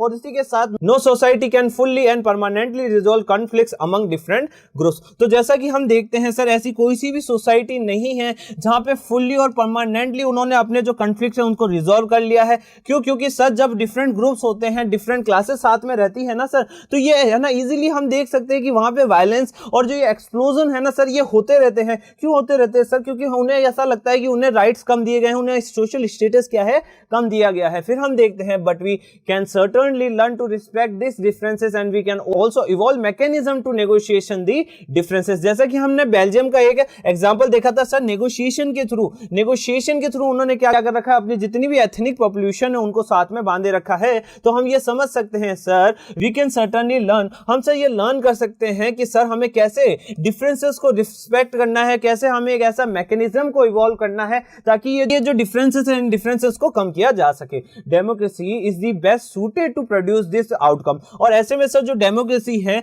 वो एक सूटेड प्रोड्यूस है। सर हम समझ सकते हैं कि हाँ सर, जो डेमोक्रेसी है, डेमोक्रेसी से हमें शायद हो सकता है कि हमें यह आउटकम मिले कि हमारी जितनी भी सोशल डाइवर्सिटी है वो नेगोशिएशंस के साथ नेगोशिएशन करके अपने जितने भी कॉन्फ्लिक्ट्स है उनको क्या कर ले, रिजॉल्व कर ले। ऐसा कहां हम देख सकते हैं? हम ऐसा डेमोक्रेसी में हम देख सकते हैं। Non democratic regions often turn a blind eye to और सप्रेस इंटरनल सोशल डिफरेंसेस। कई बार देखा गया है सर, जो नॉन डेमोक्रेटिक रीजंस होते हैं वहां ये देखने को मिलता है सर कि वो एक ही सोशल ग्रुप को, किसी एक ही सोशल क्लास को क्या करते हैं, सपोर्ट करते हैं, और इसके कारण क्या होने लग जाता है, वहां पे जो दूसरा सोशल ग्रुप है, दूसरी सोशल क्लास है, उन्हें क्या लगने लग जाता है, हमें क्या किया जा रहा है, सप्रेशन किया जा रहा है, हमारे पे क्या बनाया जा रहा है, दबाव बनाया जा रहा है, जिसके कारण क्या होते हैं, वायलेंस वहां होने शुरू हो जाते हैं। फिर हम देखते हैं ability to handle social differences, divisions and conflicts is thus a definite plus point of democratic regimes. और जैसा कि हमने देखा है सर, जो डेमोक्रेटिक रिजम्स होते हैं वहां हमें सोशल डिफरेंसेस कम देखने को मिलते हैं, डिविजन्स हमें कम देखने को मिलते हैं, और इसी के साथ साथ सर जो कॉन्फ्लिक्ट्स है ना सर, वो नेगोशिएशन के साथ हम क्या कर लेते हैं, रिजॉल्व कर लेते हैं, उन्हें हम क्या कर लेते हैं, खत्म कर देते हैं। But the example of Sri Lanka reminds us that a democracy must fulfil two conditions in order to achieve this outcome. और ऐसे में हम एक एग्जांपल लेते हैं सर श्रीलंका का।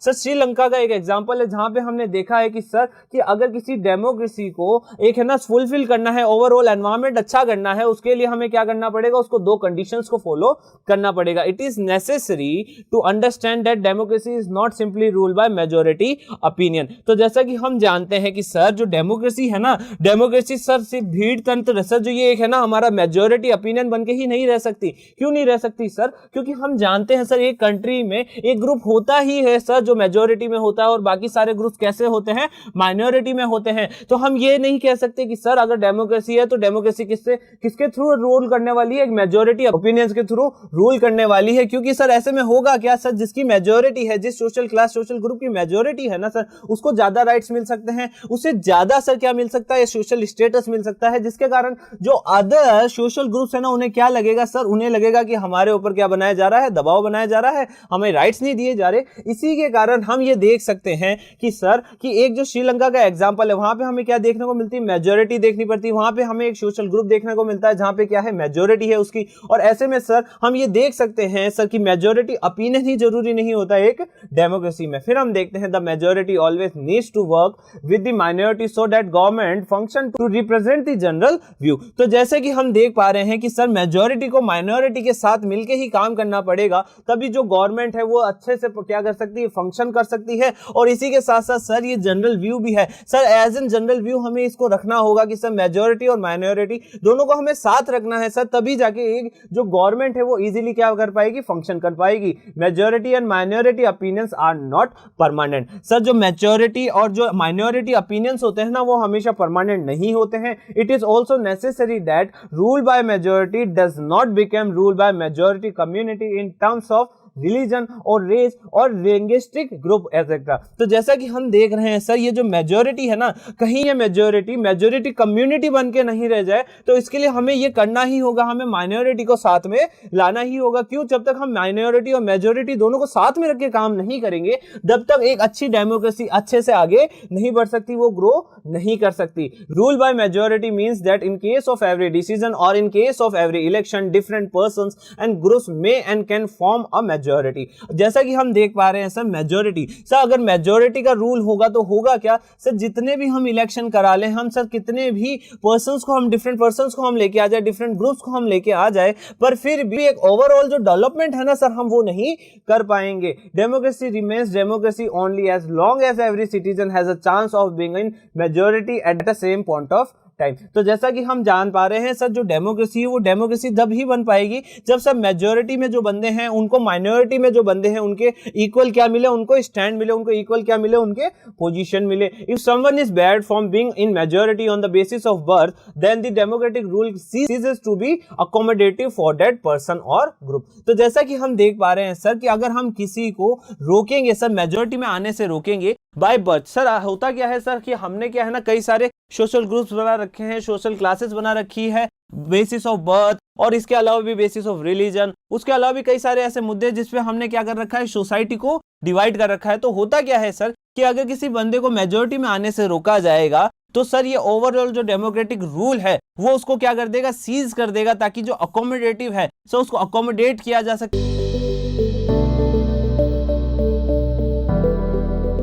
आज हम देखने जा रहे हैं हमारा सिविक्स का चैप्टर आउटकम्स ऑफ डेमोक्रेसी का topic dignity and freedom of the citizens. तो आज हम क्या पढ़ने वाले हैं, हम डेमोक्रेसी के अंदर देखने वाले हैं dignity and freedom of the citizens. तो देखो बच्चों, जैसे कि हम जानते हैं democracy stands much superior to any other form of government in promoting dignity and freedom of the individual. तो जैसा कि हम जानते हैं बच्चा, जो डिग्निटी और फ्रीडम की जो वैल्यू है एक इंडिविजुअल के लिए, जो उसे डेमोक्रेसी में मिलती है, वो और किसी भी मीडियम में और किसी भी सिस्टम में मिलना पॉसिबल नहीं है। तो जैसा कि हम जानते हैं democracy stands much superior to any other form of government, और किसी भी तरीके के जो फॉर्म ऑफ गवर्नमेंट है वो सपोर्ट नहीं करता सर डिग्निटी एंड फ्रीडम को जिस तरीके से डेमोक्रेसी उससे सपोर्ट करती है। Every individual wants to receive respect from fellow beings. Sir सभी को क्या चाहिए, रिस्पेक्ट चाहिए। सभी को रिस्पेक्ट चाहिए, किससे रिस्पेक्ट चाहिए, जिनके साथ वो रहते हैं, जो उनके फेलो बीइंग्स हैं। अब होता क्या है सर, जैसे कि टू इंडिविजुअल्स है,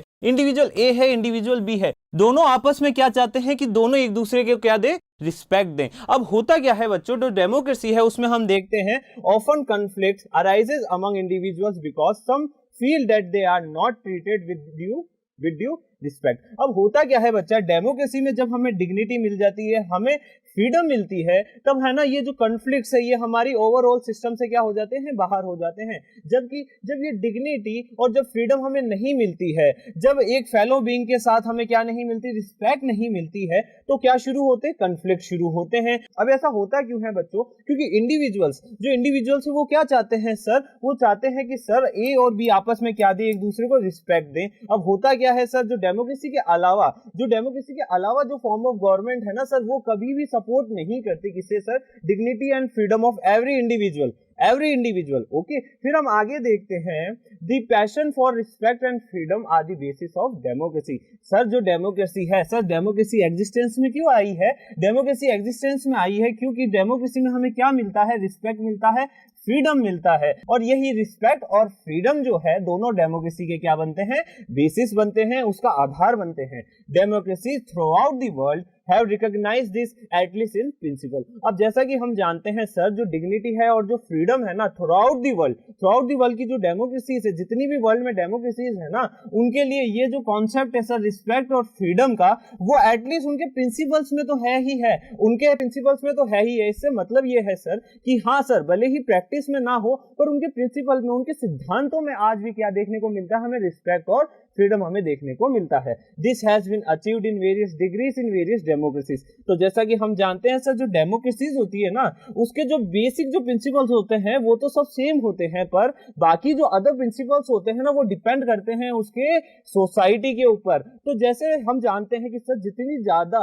डाइवर्स सोसाइटी होगी उतनी ही ज्यादा डाइवर्स क्या होगी, डेमोक्रेसीज भी होगी। फिर हम देखते हैं for society which have been build for long on the basis of subordination and domination, it is not a simple matter to recognize that all individuals are equal. तो जैसा कि हम जानते हैं कि जो डेमोक्रेसी है उसके लिए सब के सब इंडिविजुअल्स कैसे हैं, इक्वल हैं। फिर हम देखते हैं take the case of dignity of woman. अब हमें ना देखो बच्चों कई सारे फैक्टर्स होते हैं, मैन इक्वल टू मैन वाला फैक्टर हो सकता है, पर अभी हम क्या देखने जा रहे हैं, डिग्निटी ऑफ अ वुमन। अब डिग्निटी ऑफ वुमन का हमने फैक्टर क्यों लिया है, क्योंकि सर जो डिग्निटी ऑफ वुमन है वो हमारे वर्ल्ड में हर जगह कैसी है, एक है ना, एक जो उसका ये फैक्टर है ना, उस फैक्टर से हम समझ सकते हैं सर कि ओवरऑल डेमोक्रेसी में हमें क्या मिलता है, डिग्निटी ऑफ वुमन वाले फैक्टर्स के साथ। तो हम देखते हैं most societies across the world were historically male dominated society.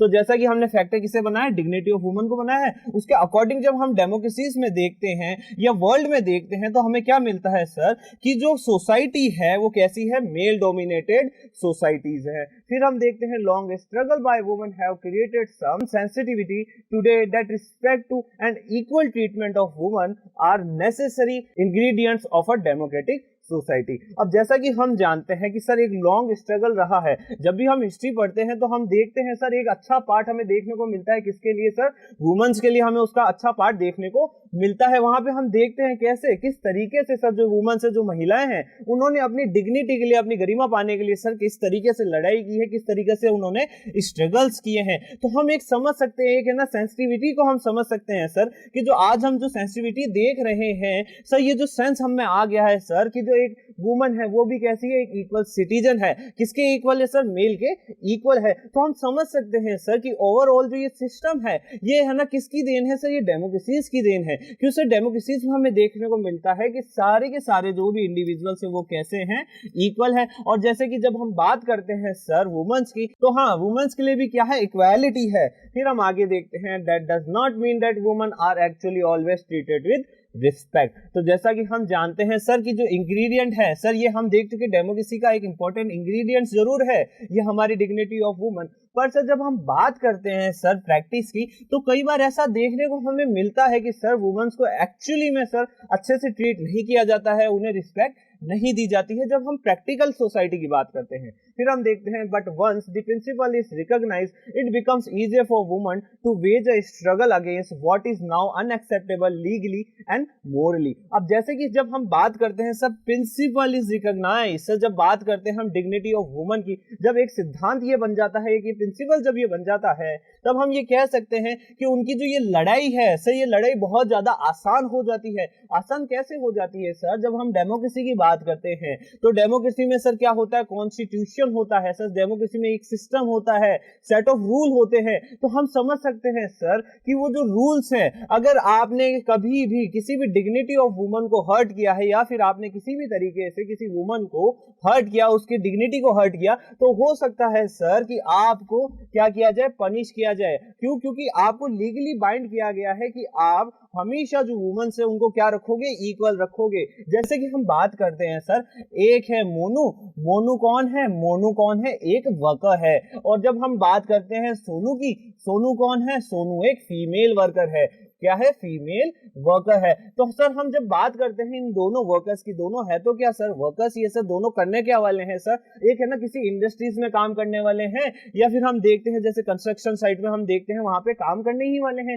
तो अब जब हम देखते हैं कि सर जो मोनू है, जो एक मेल है, उसे कितना सैलरी, उसको कितना पे आउट मिलता है, उसको पे आउट मिलता है 300 रुपीज। जब हम बात करते हैं सोनू की, सोनू को मिलता है 250 रुपीज। तो होता क्या है ना सर, ये एक इनइक्वालिटी है। जब हम इस इनइक्वालिटी की बात करते हैं सर, तो हम देख सकते हैं कि जो इनके पे के अंदर जो ये 50 रुपीज का गैप आया ना, ये और कुछ भी नहीं है सर, ये मेल डोमिनेटेड सोसाइटी का एक क्या है, हमारे सामने प्रूफ है। तो ऐसे में होता क्या है, जब भी कोई ठेकेदार या फिर जब भी हम किसी को बात करते हैं, जब हम किसी एक है ना एक अथॉरिटी की बात करते हैं, जब भी कोई अथॉरिटी जब भी कोई ऐसा काम करेगी, तो उसको लीगली और मोरली सर क्या किया है, जो ये वुमेन्स का जो डिग्निटी है उसको क्या किया है, हर्ट किया है। उसने जो वेजेस में डिफरेंस किए हैं उसके वजह से क्या होगा, वुमेन्स अपने आप को डिप्राइव महसूस करेगी, उनको लगेगा कि सर हमारा सोसाइटी में इतना कोई एग्जिस्टेंस ही नहीं है। तो ऐसे में सर हो सकता है जो इनकी अथॉरिटी है, जो इनको वर्क दे रही है, उस अथॉरिटी के ऊपर लीगली उसको क्या किया जा सकता है, पनिश किया जा सकता है। फिर हम देखते हैं in a non democratic setup this unacceptability would not have legal basis because the principle of individual freedom and dignity would not have the legal and moral force there. जब हम बात करते हैं सर नॉन डेमोक्रेटिक सेटअप की, non democratic form of government की, तो वहां देखने को मिलता है सर कि वहां पे लोगों के पास किसी भी तरीके का लीगली और किसी भी तरीके का मोरली राइट्स नहीं होते हैं। ऐसे में सर उनकी इंडिविजुअल जो फ्रीडम है और इसी के साथ साथ जो उनकी इंडिविजुअल डिग्निटी है सर, उनकी इतनी कोई वैल्यूज नहीं रह जाती है। और जब हम बात करते हैं sir women as an factor को लेके, तब जब हम बात कर सकते हैं सर जब सोसाइटी के अंदर मेल्स को ही इक्वालिटी नहीं मिल रही, जब हम बात करते हैं सर कि ओवरऑल जितने भी इंडिविजुअल्स हैं जब उन्हें ही इक्वालिटी नहीं मिल रही है, तो हम ये समझ सकते हैं सर कि वुमेन्स के लिए तो कोई भी डिग्निटी और फ्रीडम का कोई भी क्या नहीं किया गया होगा, प्रोविजन नहीं किया गया होगा। तो हम एक आइडिया समझ सकते हैं सर, हम एक आइडिया को लेके आ सकते हैं सर कि सर ये जो डिग्निटी और जो ये फ्रीडम है ना, वो एग्जिस्ट नहीं करती। कहाँ एग्जिस्ट नहीं करती? वो एग्जिस्ट नहीं करती नॉन डेमोक्रेटिक सेटअप में। तो हम समझ चुके हैं सर कि जो डेमोक्रेसी है, जो डेमोक्रेटिक सेटअप है, वहां क्या मिलता है हमें? वहां हमें मिलता है फ्रीडम, उसी के साथ मिलता है हमें डिग्निटी। तो हम समझ सकते हैं सर कि जो डेमोक्रेसी है वो बहुत ज्यादा सुपीरियर है any other form of government की। तो हम एक है ना आइडिया लगा सकते हैं सर कि जो हमारा डेमोक्रेसी है ना उसकी क्या है, एक वैल्यू है। फिर हम आगे देखते हैं the same is true of caste inequalities. जैसा कि हम देख पाते हैं सर कास्ट इनइक्वालिटीज में, सर जैसा कि हम देख रहे हैं इंडिया के अंदर क्या है, बहुत ज्यादा सोशल डाइवर्सिटी है सर। एक सोशल डाइवर्सिटी, एक सोशल कॉन्सेप्ट की जब हम बात करते हैं तो उसमें आता है सर कास्टिज्म। कास्टिज्म में क्या होता है सर कि कुछ जो कास्ट होती है वो क्या होती है, सुपीरियर होती है, और बाकी सारी कास्ट उसके क्या होती है, इंफीरियर होती है। और जो सबसे ये जो लास्ट में जो कास्ट होती है ना, उन्हें बहुत ज्यादा क्या माना जाता है, इंफीरियर माना जाता है। तो ऐसे में होता क्या है सर, उनके जो राइट्स हैं, जो उनके अधिकार है, उन अधिकारों का क्या होता है, हनन होता है। फिर हम जब बात करते हैं डेमोक्रेसी की,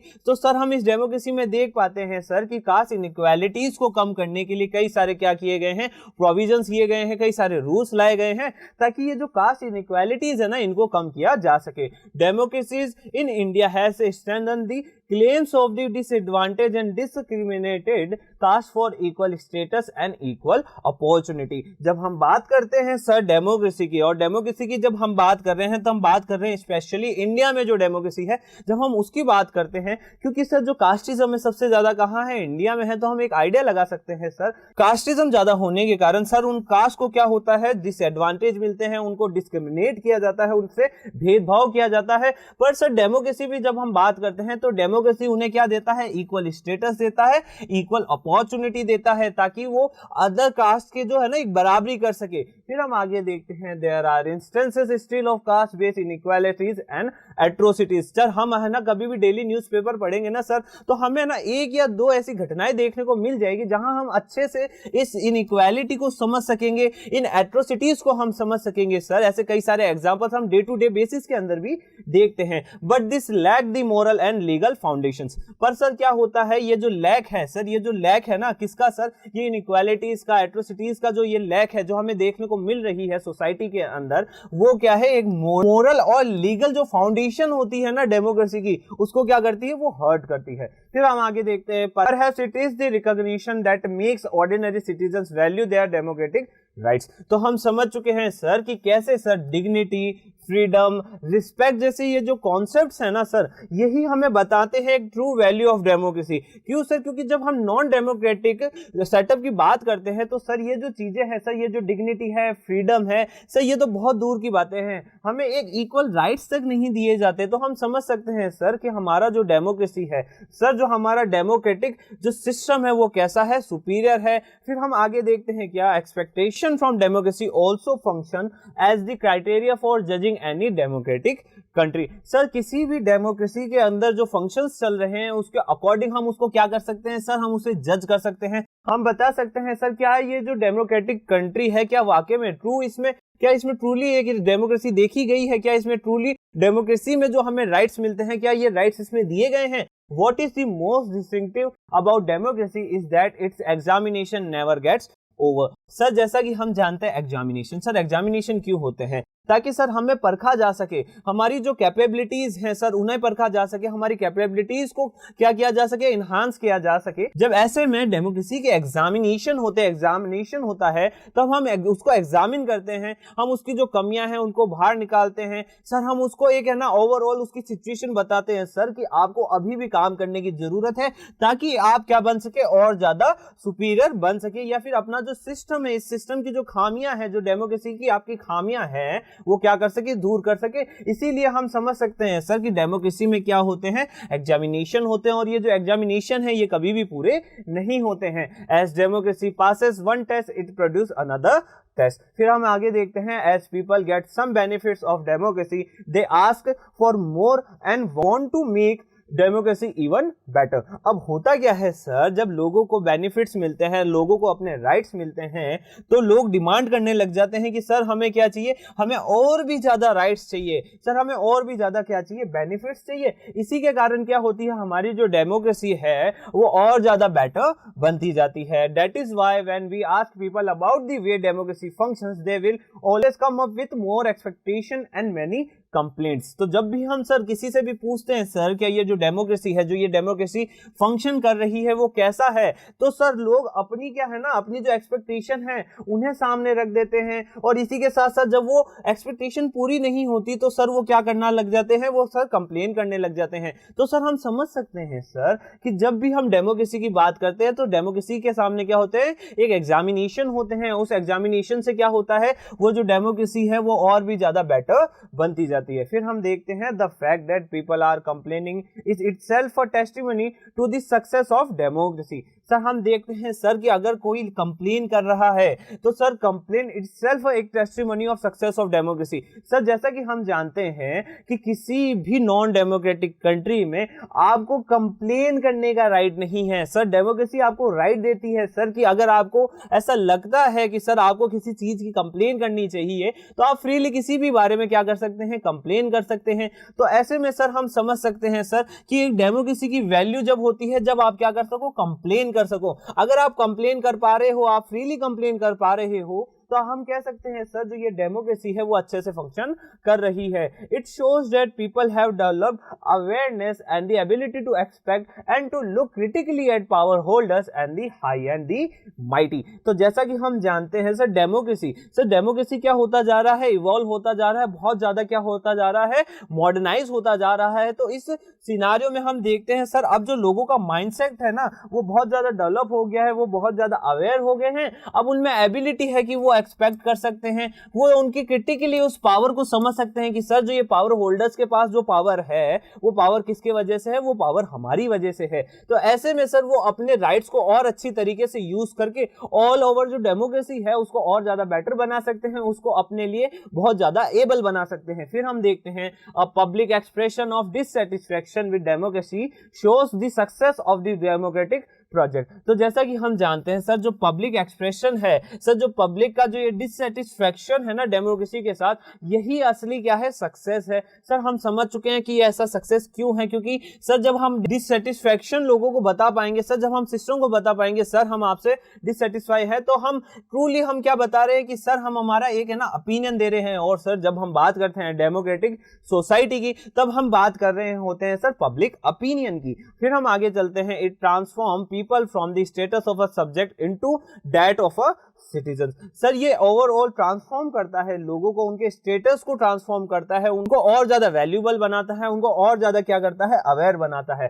फिर हम देखते हैं, most individuals today believe that their vote makes a difference to the way the government is run and to their own self interest. तो जैसा कि हम जानते हैं आज के जो इंडिविजुअल्स है, आज के जो लोग हैं ना सर, वो अपना जो ये वोटिंग वैल्यू है सर, जो उनका वोट है उस वोट की वो वैल्यू समझ चुके हैं सर कि जो उनका वोट है ना वो एक डिफरेंस लाने के लिए काफी है सर, एक डिफरेंस पैदा करने के लिए उनका वोट काफी है सर। उनका जो ओवरऑल सिस्टम जो चल रहा है, ओवरऑल जो गवर्नमेंट चल रही है, उसका जो सिस्टम रन कर रहा है उसमें भी डिफरेंस आ सकता है। कब आ सकता है सर, जब इंडिविजुअल क्या करेगा, वोट करेगा। और ये जो वोट की जो ये पावर है ना सर, ये आज के जो हमारे इंडिविजुअल्स है उनको समझ में आ चुकी है। और सर वो उसको किस तरीके से अपने सेल्फ इंटरेस्ट के लिए यूज करे अब वो भी क्लियर है।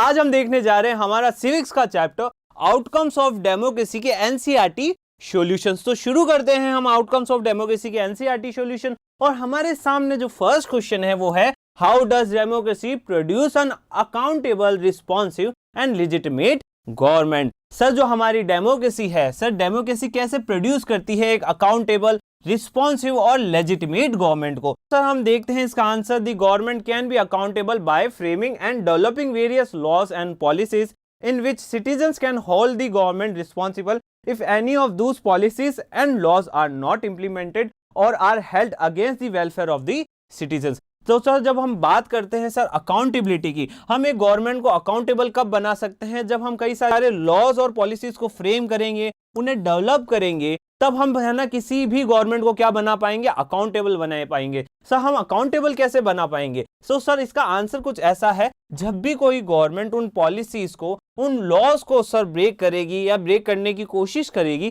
तब हम उस गवर्नमेंट को वहां पे क्या कहेंगे कि सर रुकिए, आप कहां जा रहे हैं, आप अगेंस्ट में जा रहे हैं, आप हमारे जो रूल्स है, जो हमारी जो पॉलिसीज है, जो हमारे लिए जो लॉज बने हैं ना, आप उसको क्या कर रहे हो, ब्रेक कर रहे हो, या फिर आप इसके अगेंस्ट में जा रहे हो। ये जो आप जो भी एक्शन लेने जा रहे हो वो ओवरऑल जो सिटीजन्स का जो वेलफेयर है उसके क्या है, अगेंस्ट में है। तो ऐसे में सर जब हम उसको अकाउंटेबिलिटी का ध्यान कराएंगे, सर हम जब उसे बताएंगे सर कि ये जो लॉज और ये जो पॉलिसीज है ना, आप इजीली इसके अगेंस्ट नहीं हो सकते, तब हम सर समझ सकेंगे सर कि हम ओवरऑल एक गवर्नमेंट को क्या बना रहे हैं, अकाउंटेबल बना रहे हैं। फिर हम देखते हैं, the government can be responsible when people start taking action when the government becomes insensitive about their aspirations। अब होता क्या है सर, हम गवर्नमेंट को रिस्पॉन्सिबल कैसे बना सकेंगे? सर हमने ये देखा अकाउंटेबिलिटी हम समझ चुके, अब हम देख रहे हैं कि रिस्पॉन्सिबल कैसे बनाएंगे। सर गवर्नमेंट जब भी हमारे लिए क्या होगी, इनसेंसिटिव होगी। सर जब भी गवर्नमेंट को लगने लगेगा सर कि हमें कोई फर्क ही नहीं पड़ता, हम कैसे हो चुके हैं, इनसेंसिटिव हो चुके हैं, तब सर लोग क्या करेंगे, सर जब जनता क्या करेगी, सर जनता क्या करेगी, एक्शन लेगी। सर एक्शन कैसे लेगी, सर हड़तालों पे निकल जाएगी। जब भी गवर्नमेंट इनसेंसिटिव होगी तब जनता क्या करेगी, जनता हड़तालों पे जाएगी, वो एक्शन लेगी, ताकि क्या हो सके कि गवर्नमेंट उनके जो भी मुद्दे हैं, जो भी उनके इश्यूज हैं, उसके लिए क्या बने, रिस्पॉन्सिबल बने। और इस तरीके से हम एक गवर्नमेंट को क्या बना सकते हैं, रिस्पॉन्सिबल बना सकते हैं। सो हम समझ चुके हैं सर, अगर किसी गवर्नमेंट को रिस्पॉन्सिबल बनाना है तो जनता को क्या लेने पड़ेंगे, एक्शन लेने पड़ेंगे। फिर हम देखते हैं, people can hold protest, carry out campaigns and organise rallies and force the government to respond to them. अब सर हम समझ चुके हैं सर कि किसी गवर्नमेंट को रिस्पॉन्सिबल कैसे बनाना है। सर हम है ना प्रोटेस्ट होल्ड कर सकते हैं, कई सारे कैंपेन्स हम चला सकते हैं, कई सारी रैलीज को हम ऑर्गेनाइज कर सकते हैं। और सर इन सभी से होगा क्या, ओवरऑल एक गवर्नमेंट के ऊपर क्या पड़ेगा, प्रेशर पड़ेगा, उसके ऊपर हम फोर्स देंगे कि सर आप जो हमारे एस्पायरेशन है सर, उस एस्पायरेशन के लिए क्या बनिए, आप रिस्पॉन्सिव बनिए, रिस्पॉन्सिबल बनिए सर। फिर हम आगे देखते हैं, our democratic government is a legitimate government as it is elected by citizens and enjoys the confidence and trust of the citizen. तो हम एक गवर्नमेंट को लेजिटिमेट कैसे बनाते हैं सर, लेजिटिमेट बनाने से क्या मतलब है सर, सर जो भी गवर्नमेंट में है, जो भी पावर में है सर, जो भी रिप्रेजेंटेटिव्स हैं सर, उन्हें सिलेक्ट किसने किया है, उन्हें इलेक्ट किसने किया है सर, उन्हें इलेक्ट किया है सिटीजंस ने। तो हम समझ सकते हैं सर, वो जितने भी रिप्रेजेंटेटिव्स हैं, वो जो भी पावर में है, वो कौन है, जिन्हें जनता का क्या मिला है, कॉन्फिडेंस मिला है, जिन्हें जनता का क्या मिला है, ट्रस्ट मिला है। तो हम समझ सकते हैं सर, एक गवर्नमेंट को हम लेजिटिमेट कब बना सकते हैं, हम उसको इलेक्ट करके क्या बना सकते हैं, लेजिटिमेट बना सकते हैं। तो हर एक गवर्नमेंट लेजिटिमेट गवर्नमेंट होगी जब उसके जितने भी रिप्रेजेंटेटिव्स हैं उन्हें क्या किया जाएगा, इलेक्ट किया जाएगा। और इलेक्ट हम कब करेंगे, जब हमारे रिप्रेजेंटेटिव्स में हमें क्या होगा, कॉन्फिडेंस होगा, ट्रस्ट होगा। फिर हम आगे देखते हैं, जो हमारे सामने सेकंड क्वेश्चन है वो है, what are the conditions under which democracy accommodate social diversity. Sir हम ऐसी कंडीशंस को जानने जा रहे हैं जहां सर हम जो डेमोक्रेसी है ना सर, डेमोक्रेसी किस तरीके से अकोमोडेट करती है सोशल डाइवर्सिटी को। तो सर हम देख सकते थे कि जहां हम डेमोक्रेसी की बात करते हैं सर, हम वहां बात कर रहे हैं सोशल डाइवर्सिटी की। सर जब डेमोक्रेसी साथ होती है किसके, सोशल डाइवर्सिटी के, तब हम देख सकते हैं कि एक अलग ही फॉर्म ऑफ गवर्नमेंट हमारे सामने आती है। और उसी को हम डिस्कस करते हैं सर कि कैसे एक सोशल डाइवर्सिटी को डेमोक्रेसी क्या करती है, अकोमोडेट करती है। Social diversities can be accommodated bye focusing on all the communities of the society. अगर किसी भी डेमोक्रेसी को अकोमोडेट करना है सोशल डाइवर्सिटी को, तो उसके लिए उसे क्या करना पड़ेगा, हर एक कम्युनिटी को क्या करना पड़ेगा, फोकस में लाना पड़ेगा, उसके ऊपर फोकस करना पड़ेगा। जब तक हर एक कम्युनिटी फोकस में नहीं आएगी तब तक हम सोशल डाइवर्सिटी को अच्छे से अकोमोडेट नहीं कर पाएंगे। फिर हम आगे देखते हैं, the majority and minority community should be given equal attention. होता क्या है सर, लगभग हर क्रिटिकली जब भी हम बात करते हैं डेमोक्रेसी की, तो सर एक सबसे बड़ा जो उसमें पॉइंट आता है ना सर, वो ये आता है सर, जो डेमोक्रेसी वो और कुछ भी नहीं है, मेजॉरिटी गवर्नमेंट है। सर जो डेमोक्रेसी वो और कुछ नहीं, मेजॉरिटी गवर्नमेंट है। इसका मतलब है सर कि जो ग्रुप क्या है मेजॉरिटी में है, वही क्या है पावर में भी है, और वही क्या है डेमोक्रेसी है। तो एक है ना ऐसा रिलेशन बना दिया है जो भी इसके क्रिटिक्स है ना डेमोक्रेसी के, उन्होंने। तो ऐसे में सर जब हमें इन क्रिटिक्स को गलत साबित करना हो, तब हमें क्या करना होगा सर, हमें मेजॉरिटी के साथ साथ जो माइनॉरिटी कम्युनिटीज है ना, उन्हें भी साथ लेके चलना होगा। सर हाँ, हम समझ सकते हैं सर, जिस ग्रुप की मेजॉरिटी है उसके वजह से हम पावर में जरूर आ सकते हैं, एक डेमोक्रेसी में हम पावर में जरूर आ सकते हैं, पर सर जब तक ये माइनॉरिटी कम्युनिटीज जब तक हैप्पी नहीं होगी, तब तक हम ये सोशल जो डाइवर्सिटी हमारे सोसाइटी में है, हम उसको क्या नहीं कर पाएंगे, अच्छे से हैंडल नहीं कर पाएंगे। Democracy is not the rule of the majority. In democratic countries both the majority and minority work together to achieve progress and development of the nation. तो जैसा कि हम समझ पा रहे हैं सर, जो डेमोक्रेसी है ना सर, डेमोक्रेसी मेजॉरिटी का रूल नहीं है। सर डेमोक्रेसी क्या है, सर डेमोक्रेसी क्या है, मेजॉरिटी और माइनॉरिटी कम्युनिटी साथ मिलकर काम करती है। और सर जब वो साथ काम करती है, जब मेजॉरिटी कम्युनिटीज और माइनॉरिटीज जब साथ मिलकर काम करती है, तो क्या होता है सर, सबका साथ होता है तो सबका विकास होता है। मतलब sir achieve progress and development of the nation. उस ओवरऑल नेशन का क्या होता है, प्रोग्रेस होता है, ग्रोथ होती है। तो हम समझ सकते हैं सर, एक ओवरऑल डेमोक्रेसी के लिए ये नीड है कि सर उसकी मेजॉरिटी और माइनॉरिटी क्या रहे, साथ साथ काम करे और साथ रहे। फिर हम आगे देखते हैं, it is equally important to understand that the rule of the majority is not expressed in terms of religion और लैंग्वेजेस। सर जब हम बात करते हैं मेजॉरिटी, सर जब भी हम मेजॉरिटी की बात करते हैं, तो मेजॉरिटी कभी भी रिलीजन और लैंग्वेज से डिफाइन नहीं होनी चाहिए। ऐसा क्यों है सर, जब भी हम मेजॉरिटी की बात कर रहे हैं, तो हम सब बात कर रहे हैं डिफरेंट क्लासेस की, डिफरेंट सोशल ग्रुप्स की, जिनकी सर जो आइडियोलॉजी है, जो उनकी सोचने का तरीका है, वो एक जैसा है। हम उस टाइम बात नहीं कर रहे होते सर रिलीजन की, तब हम बात नहीं कर रहे होते रिलीजन की, ना ही हम बात कर रहे होते हैं लैंग्वेजेस की। तो हम समझ सकते हैं सर, जो मेजॉरिटी है वो हमेशा क्या होनी चाहिए, डिफाइन होनी चाहिए। फिर हम देखते हैं, एनी पर्सन और ग्रुप में become a majority in a democracy. तो जब हम डेमोक्रेसी की बात करते हैं, तो डेमोक्रेसी के अंदर कोई भी पर्सन, कोई भी ग्रुप क्या बन सकता है, मेजॉरिटी बन सकता है। ये जरूरी नहीं है सर कि वो किसी रिलीजन का हो या फिर वो किसी लैंग्वेज का हो। अब हम चलते हैं क्वेश्चन नंबर 3 पे, गिव आर्ग्यूमेंट्स टू सपोर्ट और अपोज द फॉलोइंग असर्शन। फिर हम पॉइंट ए की बात करते हैं, हम इसके अंदर कुछ आर्ग्यूमेंट्स देखने वाले हैं और फिर हम उसको सपोर्ट करेंगे और फिर उसको क्या करेंगे, अपोज करेंगे। तो हमें एक है ना बेसिक आइडिया हो जाएगा कि सर हम आखिर देख क्या रहे हैं, हम सर बात क्या कर रहे हैं। तो हम आगे चलते हैं, हम एक बार आर्गुमेंट को पढ़ते हैं, फिर हम आगे इसका आंसर देखते हैं। Industrialised countries can afford democracy but the poor need dictatorship to become rich. Sir जो इंडस्ट्रियलाइज्ड कंट्रीज है ना, वो तो डेमोक्रेसी को अफोर्ड कर सकती है, पर सर जो पुअर कंट्रीज है ना, उन्हें क्या चाहिए, डिक्टेटरशिप चाहिए, ताकि वो क्या हो सके, रिच हो सके। तो हम सर इसका एक आंसर देखते हैं, industrialised countries can afford democracy but the poor need dictatorship to become rich. तो सर हम बात कर रहे हैं सर एक ऐसी कंट्री की जो कैसी इंडस्ट्रियलाइज है, मतलब उसके पास क्या है, वेल्थ है। जब किसी भी कंट्री के पास वेल्थ होगी तो वो उसको क्या कर सकेगी, अफोर्ड कर सकेगी। किसको अफोर्ड कर सकेगी, डेमोक्रेसी को वो अफोर्ड कर सकेगी। और सर जब अगर किसी पुअर कंट्री को डेवलप होना है या रिच होना हो या इंडस्ट्रियलाइज होना हो, तो उसको किसी की जरूरत पड़ेगी, डिक्टेटरशिप की जरूरत पड़ेगी। ऐसा ये क्वेश्चन पूछ रहा है। अब हम इसका आंसर देखते हैं, there is no relationship between democracy and the wealth of the nation. तो जैसा कि हमने सर कुछ फैक्टर्स को देखा था, हमने टॉपिक्स में कवर कर रखा है सर। हमने देखा है सर, जो डेमोक्रेसी की जो इकोनॉमी है या किसी भी कंट्री की जो इकोनॉमी है ना, उसके लिए कई सारे ऐसे फैक्टर्स है सर जो डिपेंड करते हैं, अलावा सर किसके, डेमोक्रेसी के। सर डेमोक्रेसी के अलावा भी ऐसे कई सारे फैक्टर्स है जिन्हें हम है ना एक कंट्री की इकोनॉमिक वेल्थ या इकोनॉमिक ग्रोथ के लिए हम उसे क्या करते हैं, कंसीडर करते हैं। The economic development of the nation is dependent upon the resources, the policies and the open openness of the government to attract investment। Sir किसी भी गवर्नमेंट के लिए, किसी भी कंट्री के लिए अगर आपको इकोनॉमिक डेवलपमेंट देखना है तो उसके लिए सर जरूरी होगी क्या, रिसोर्सेज, उसके लिए सर जरूरी होगी पॉलिसीज, उसके लिए जरूरी होगी sir openness of the government. अब ओपननेस क्यों चाहिए, ताकि वो क्या कर सके, अट्रैक्ट कर सके इन्वेस्टमेंट्स को। तो हम समझ चुके हैं सर कि भले ही कोई कंट्री इंडस्ट्रियलाइज हो, सर भले ही कोई कंट्री डिक्टेटरशिप के अंडर में काम कर रही हो, सर जब हम इकोनॉमिक फ्रंट की बात करेंगे तब उसका रिलेशन किसी भी तरीके से डेमोक्रेसी के साथ नहीं है। फिर हम आगे देखते हैं, if the dictatorship could have brought wealth in the nation, countries like Nigeria would be having all rich people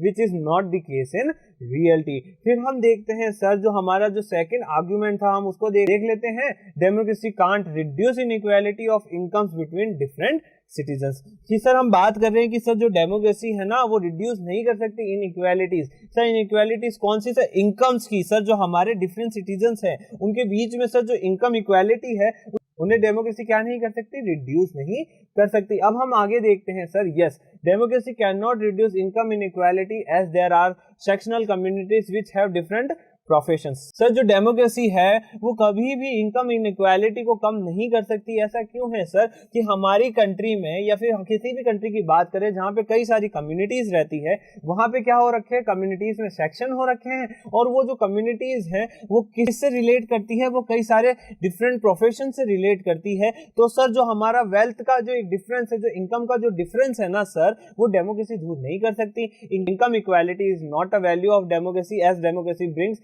social and political equality. Sir जो इनकम इक्वालिटी है ना वो डेमोक्रेसी का गोल नहीं है। डेमोक्रेसी का गोल क्या है, social and political equality democracy का क्या है, गोल है। तो हम समझ सकते हैं सर कि जब हम बात करते हैं डेमोक्रेसी की, तो सर डेमोक्रेसी जो है वो इनकम इक्वालिटी नहीं लेकर आती, वो लेके आती है sir social and political equality. फिर हम देखते हैं, people have the right to vote and can access fundamental rights. Sir लोगों के पास क्या होते हैं, राइट्स होते हैं। राइट किसके लिए होते हैं सर, वोट करने का उनके पास राइट होता है। और सर इसी के साथ साथ सर उनके पास कई सारे फंडामेंटल राइट्स होते हैं, but income in self generated and that depends on their ability to work. पर सर जो इनकम है सर, इनकम डिपेंड करती है सर उनकी एबिलिटी पे कि सर वो कितना काम कर सकते हैं। जो जितना ज्यादा काम कर सकता है वो उतनी ही ज्यादा इनकम को जनरेट कर सकता है, पर जो काम नहीं कर सकता सर वो इनकम को कैसे जनरेट करेगा। तो हम समझ सकते हैं सर जो डेमोक्रेसीज है, डेमोक्रेसी हमें क्या देती है, डेमोक्रेसी सिर्फ हमें राइट्स देती है, उसके अलावा हमें सोशल एंड पॉलिटिकल इक्वालिटी देती है, पर सर डेमोक्रेसी किसी भी तरीके से हमें इनकम इक्वालिटी नहीं देती है। अब हम चलते हैं हमारे नेक्स्ट आर्ग्यूमेंट की तरफ। The government in poor countries should spend less on poverty reduction, health, education and spend more on industries and infrastructure. Sir जो गरीब कंट्रीज हैं, सर जो ये पुअर कंट्रीज जो है ना, उन्हें पॉवर्टी रिडक्शन पे, हेल्थ पे और एजुकेशन पे स्पेंड करना चाहिए। कैसे, लेस, उन्हें स्पेंड कम करना चाहिए। और इसके अलावा सर जो इंडस्ट्रीज है, उसके अलावा जो इंफ्रास्ट्रक्चर है उसके ऊपर उन्हें स्पेंड क्या करना चाहिए, ज्यादा करना चाहिए। मतलब क्या है सर कि हमें पॉवर्टी रिडक्शन, हेल्थ और एजुकेशन पे तो खर्चा करना चाहिए कम, और इसके अलावा हमें इंडस्ट्रीज और इंफ्रास्ट्रक्चर पे खर्चा करना चाहिए ज्यादा, स्पेंड करना चाहिए ज्यादा। फिर हम देखते हैं आगे, the statement is untrue, for any country to be develop the focus should be on human resources. Sir ये जो स्टेटमेंट है वो कैसा है, अनट्रू है सर। क्यों है सर, क्योंकि अगर किसी भी कंट्री को डेवलप करना है, किसी भी कंट्री को ग्रो करना है, तो उसके लिए जरूरी है सर जो उनका ह्यूमन रिसोर्स है ना उसको क्या लाया जाए, फोकस में लाया जाए, उसके ऊपर ज्यादा से ज्यादा फोकस किया जाए। सर जितना ज्यादा रिच वहां का ह्यूमन रिसोर्स होगा उतना ही ज्यादा कंट्री क्या करेगी, ग्रोथ करेगी। The country is made up of its people and if the citizens are uneducated, ill, under sufficient, the country can not grow. अगर जब हम बात करते हैं सर किसी भी कंट्री की, तो सर कंट्री किससे बनता है, वहां के लोगों से बनता है। सर अगर किसी भी कंट्री के लोगों की बात करें जहां पे वो लोग अनएजुकेटेड हैं, वहां के लोग बीमार हैं, अंडर सफिशिएंट है, तो सर वो कंट्री कभी भी ग्रो नहीं कर सकती। अगर किसी कंट्री को ग्रो होना है तो उसके लिए जरूरी है कि सर वो उसकी जो ये हेल्थ है सर, उसके अलावा सर उसकी जो एजुकेशन है, और सर इसके अलावा सर उसकी जो फूड नीड्स है उसके ऊपर क्या करे, ज्यादा ध्यान दे। फिर हम आगे देखते हैं, the human development report in itself judges the development of the country by the education and health of the citizen along with the income। जैसा कि हम जानते हैं सर, एक ह्यूमन डेवलपमेंट रिपोर्ट होती है जो हर एक कंट्री की क्या बनाती है, रिपोर्ट बनाती है कि सर इस कंट्री में जो ह्यूमन डेवलपमेंट है वो कैसा हो रहा है, उसे वो क्या करती है, जज करती है। उसका भी मानना है सर जो एजुकेशन और जो हेल्थ है ना सर, वो एक अच्छे फैक्टर है अगर किसी भी कंट्री का ह्यूमन रिसोर्स को आपको क्या करना है, मेजर करना है या फिर आपको उसकी रिपोर्ट बनानी है। फिर हम देखते हैं hence it is important for a country to invest in health and education infrastructure. तो हम समझ सकते हैं सर ये बहुत ज्यादा जरूरी है किसी भी कंट्री के लिए कि वो ज्यादा से ज्यादा इन्वेस्ट करे हेल्थ में, एजुकेशन में और अपने इंफ्रास्ट्रक्चर में। तो हम समझ चुके हैं सर किसी भी कंट्री को अगर ग्रो होना है तो ज्यादा से ज्यादा उसे इन्वेस्टमेंट करना होगा अपनी हेल्थ पे, अपने एजुकेशन इंफ्रास्ट्रक्चर के ऊपर। जब तक वो अपने हेल्थ सेक्टर और जब तक वो अपने एजुकेशन इंफ्रास्ट्रक्चर पे खर्च नहीं करेगी, जब तक वो ग्रो नहीं हो सकती। अब हम चलते हैं हमारे नेक्स्ट आर्गुमेंट की तरफ। In a democracy all citizens have one vote which means that there is an absence of any domination and conflict. जब हम बात करते हैं सर डेमोक्रेसी की, तो सर डेमोक्रेसी में हर सिटीजन कैसा होता है, इक्वल होता है। उनके पास क्या होते हैं, वोट होते हैं सर, उनके जो वोट्स है वो हमेशा इक्वल होते हैं। और इसी के साथ साथ सर अब्सेंस होती है। सर अब्सेंस किसकी होती है, सर डोमिनेशन एंड कन्फ्लिक्ट की। तो हम समझ सकते हैं सर डेमोक्रेसी में क्या नहीं देखने को मिलता, डोमिनेशन नहीं देखने को मिलता, कन्फ्लिक्ट नहीं देखने को मिलता। और ऐसा क्यों है, क्योंकि सर कि जितने भी सिटीजन हैं उनके पास क्या है, राइट्स है, और इसी के साथ साथ उनके पास क्या है, वोट करने का राइट है। तो हम देख लेते हैं कि ये स्टेटमेंट कैसा है। The statement is partly true. Yes democracy offers one vote to each of its citizens. हाँ सर ये सच है सर, पार्टली ये जो हमने जो अभी देखा ना सर आर्ग्यूमेंट, ये पार्टली सही है। हाँ सर आधा आधा। तो ऐसे में हम बात करते हैं, जब हम डेमोक्रेसी की बात करते हैं सर, हाँ जो डेमोक्रेसी है वो वन वोट ऑफर जरूर करता है हर किसी को, पर फिर भी however it is not a full proof system that does not invite any conflict. तो सर जो डेमोक्रेसी है वो एक फुल प्रूफ सिस्टम नहीं है जो इनवाइट नहीं कर सके किसी भी कन्फ्लिक्ट को। मतलब इसका कहने का मतलब यही है सर कि अगर डेमोक्रेसी है, भले ही और कोई भी फॉर्म ऑफ गवर्नमेंट है सर, वहां पे जो कन्फ्लिक्ट है वो होना सामान्य सी बात है सर। जनरल सेंस में ही हम समझ सकते सर, जनरल सेंस में ही हम समझ सकते हैं ना सर, कन्फ्लिक्ट्स तो हो सकते हैं, क्योंकि सर हो सकता है कि जो हमारा व्यू है वो अगले का व्यू ना हो। और सर जब तक व्यू ना मिले, जब तक मन ना मिले, तब तक कन्फ्लिक्ट कैसे हट सकते हैं। तो हम मान सकते हैं सर जब तक हमारे व्यूज अलग अलग रहेंगे, जब तक कन्फ्लिक्ट होना पॉसिबल है। Take the example of India which has a diverse diaspora. The social division in the society are reflected in the form of rights. Sir जैसा कि हम जानते हैं कि जो इंडिया है, इंडिया की जो सोसाइटी है उसमें क्या है, कई सारे सोशल डिवीजन्स हैं। और सर ये जो सोशल डिवीजन्स है ना सोसाइटी के, ये किस में रिफ्लेक्ट होते हैं, राइट्स में, प्रोटेस्ट में, स्ट्राइक्स में। तो हम समझ सकते हैं सर कि इंडिया कैसी एक कंट्री है, एक सोशल डाइवर्स कंट्री है। और इसी के साथ साथ इंडिया क्या है, एक डेमोक्रेसी है। और डेमोक्रेसी में क्या देखने को मिलते हैं, कन्फ्लिक्ट देखने को मिलते हैं। ये यहाँ से प्रूफ हो जाता है। Hence no democracy can eliminate social division. Sir ऐसी कोई भी डेमोक्रेसी नहीं है जिसने अपने जो सोशल डिवीजन्स है ना उसको पूरी तरीके से क्या किया है, एलिमिनेट किया है। अब हमारे सामने जो नेक्स्ट क्वेश्चन है वो फोर्थ ये है, identify the challenges to democracy in the following description, also suggest policy institutional mechanism to deepen democracy in the given situations. हमारे सामने ये जो सिचुएशन है उसमें लिखा है, following a high court directive, a temple in Orissa that had separated entry doors for Dalits and non-Dalits allowed entry for all from the same door। अब हुआ क्या है सर, एक हाई कोर्ट ने एक डायरेक्टिव निकाला है जिसके अकॉर्डिंग एक टेम्पल है ओडिशा में, जहां पे क्या किया जा रहा था, जहां पे दलित और नॉन दलित के लिए अलग अलग क्या थे, डोर्स थे। अब जो हाई कोर्ट है उसने डायरेक्टिव निकाला है कि सर आपको हर किसी के लिए सेम डोर से एंट्री क्या करनी होगी, अलाउ करनी होगी। अब हम आगे देखते हैं, the biggest challenge to democracy in this case is if such practice continue in the country, there is a threat that discrimination based on caste, color and creed cannot be eliminated। Sir हमारी democracy के सामने जो biggest challenge है ना इस case में वो ये है कि सर अगर ऐसी प्रैक्टिस हमारी कंट्री में चलती रहेगी जहां पे सर मंदिरों में प्रवेश के लिए अलग अलग गेट होंगे, अलग अलग किसके लिए, दलित और नॉन दलित के लिए, तो होगा क्या सर, ओवरऑल कंट्री में क्या फैलेगी, डिस्क्रिमिनेशन फैलेगी। और इसी के साथ साथ क्या होगा सर कि हमारे ओवरऑल कंट्री में सर कास्ट, कलर और इसी के साथ साथ क्रीड को लेके क्या होने लग जाएगा, डिस्क्रिमिनेशन होने लग जाएगा। तो इसलिए सर जरूरी है कि हम सर इस डिस्क्रिमिनेशन को क्या करें, एलिमिनेट करें। If people indulge in such practice legal action can be taken against them. अगर सर कोई भी लोग ऐसी प्रैक्टिस में इंडल्ज होते हैं तो सर उन्हें लीगली उनके खिलाफ एक्शन लिए जा सकते हैं, उनको पनिश किया जा सकता है। फिर हम देखते हैं द कॉन्स्टिट्यूशन, फिर हम देखते हैं the constitution clearly states that discrimination of any kind will be considered a crime and a big threat to the peace of the country.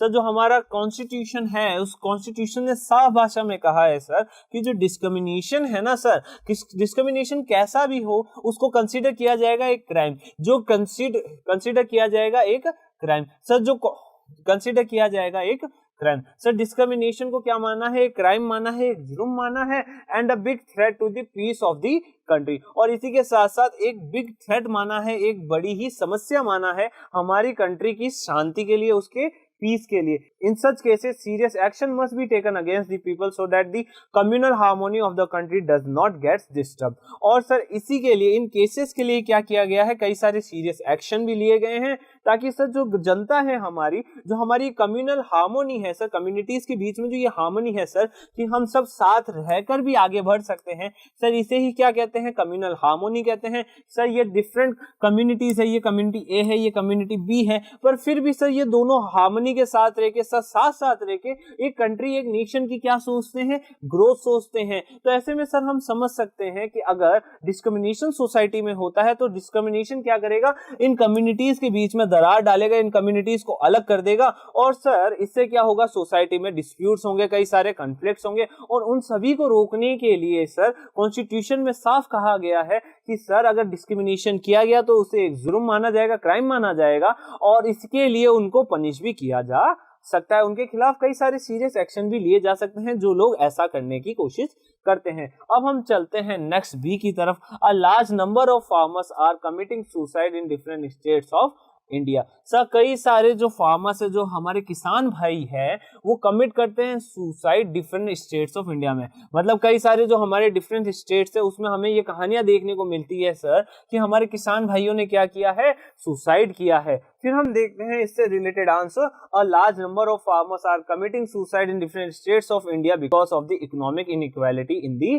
Country. Sir जो फार्मर्स है ना, फार्मर्स सुसाइड क्यों करते हैं सर, क्योंकि फार्मर्स क्या किसके शिकार हो रखे हैं, इकोनॉमिक इनइक्वालिटी के शिकार हो रखे हैं हमारी कंट्री में। इंडिया में क्या है, सबसे बड़ी जो प्रॉब्लम है वो क्या है, इकोनॉमिक इनइक्वालिटी है, जिसके कारण फार्मर्स को क्या करना पड़ता है, सुसाइड करना पड़ता है। फिर हम देखते हैं farmers in villages grow crops on a small piece of land and if the weather condition do not stay stable the farmers has to suffer serious loss. Sir जो हमारे किसान भाई है, जो हमारे फार्मर्स है ना, वो किस पे डिपेंड होते हैं सर, वो अपने क्रॉप्स पे डिपेंड होते हैं। और सर इसी के साथ साथ उनके पास क्या होता है, स्मॉल पीस ऑफ लैंड होता है, उनके पास छोटी जमीनें होती हैं, और उन छोटी जमीनों पर वो क्या करते हैं, फार्मिंग करते हैं। अब जो ये जो फार्मिंग है ना, ये डिपेंड होती है सर वेदर पे, मतलब ये किस पे डिपेंड होती है, मानसून पे डिपेंड होती है। अगर सर वेदर कंडीशंस खराब हो जाती है, या मानसून टाइम पे नहीं आता है, या मानसून नहीं आता है, तो हमारे जो फार्मर्स है ना, उन्हें सीरियस लॉसेस से गुजरना पड़ता है।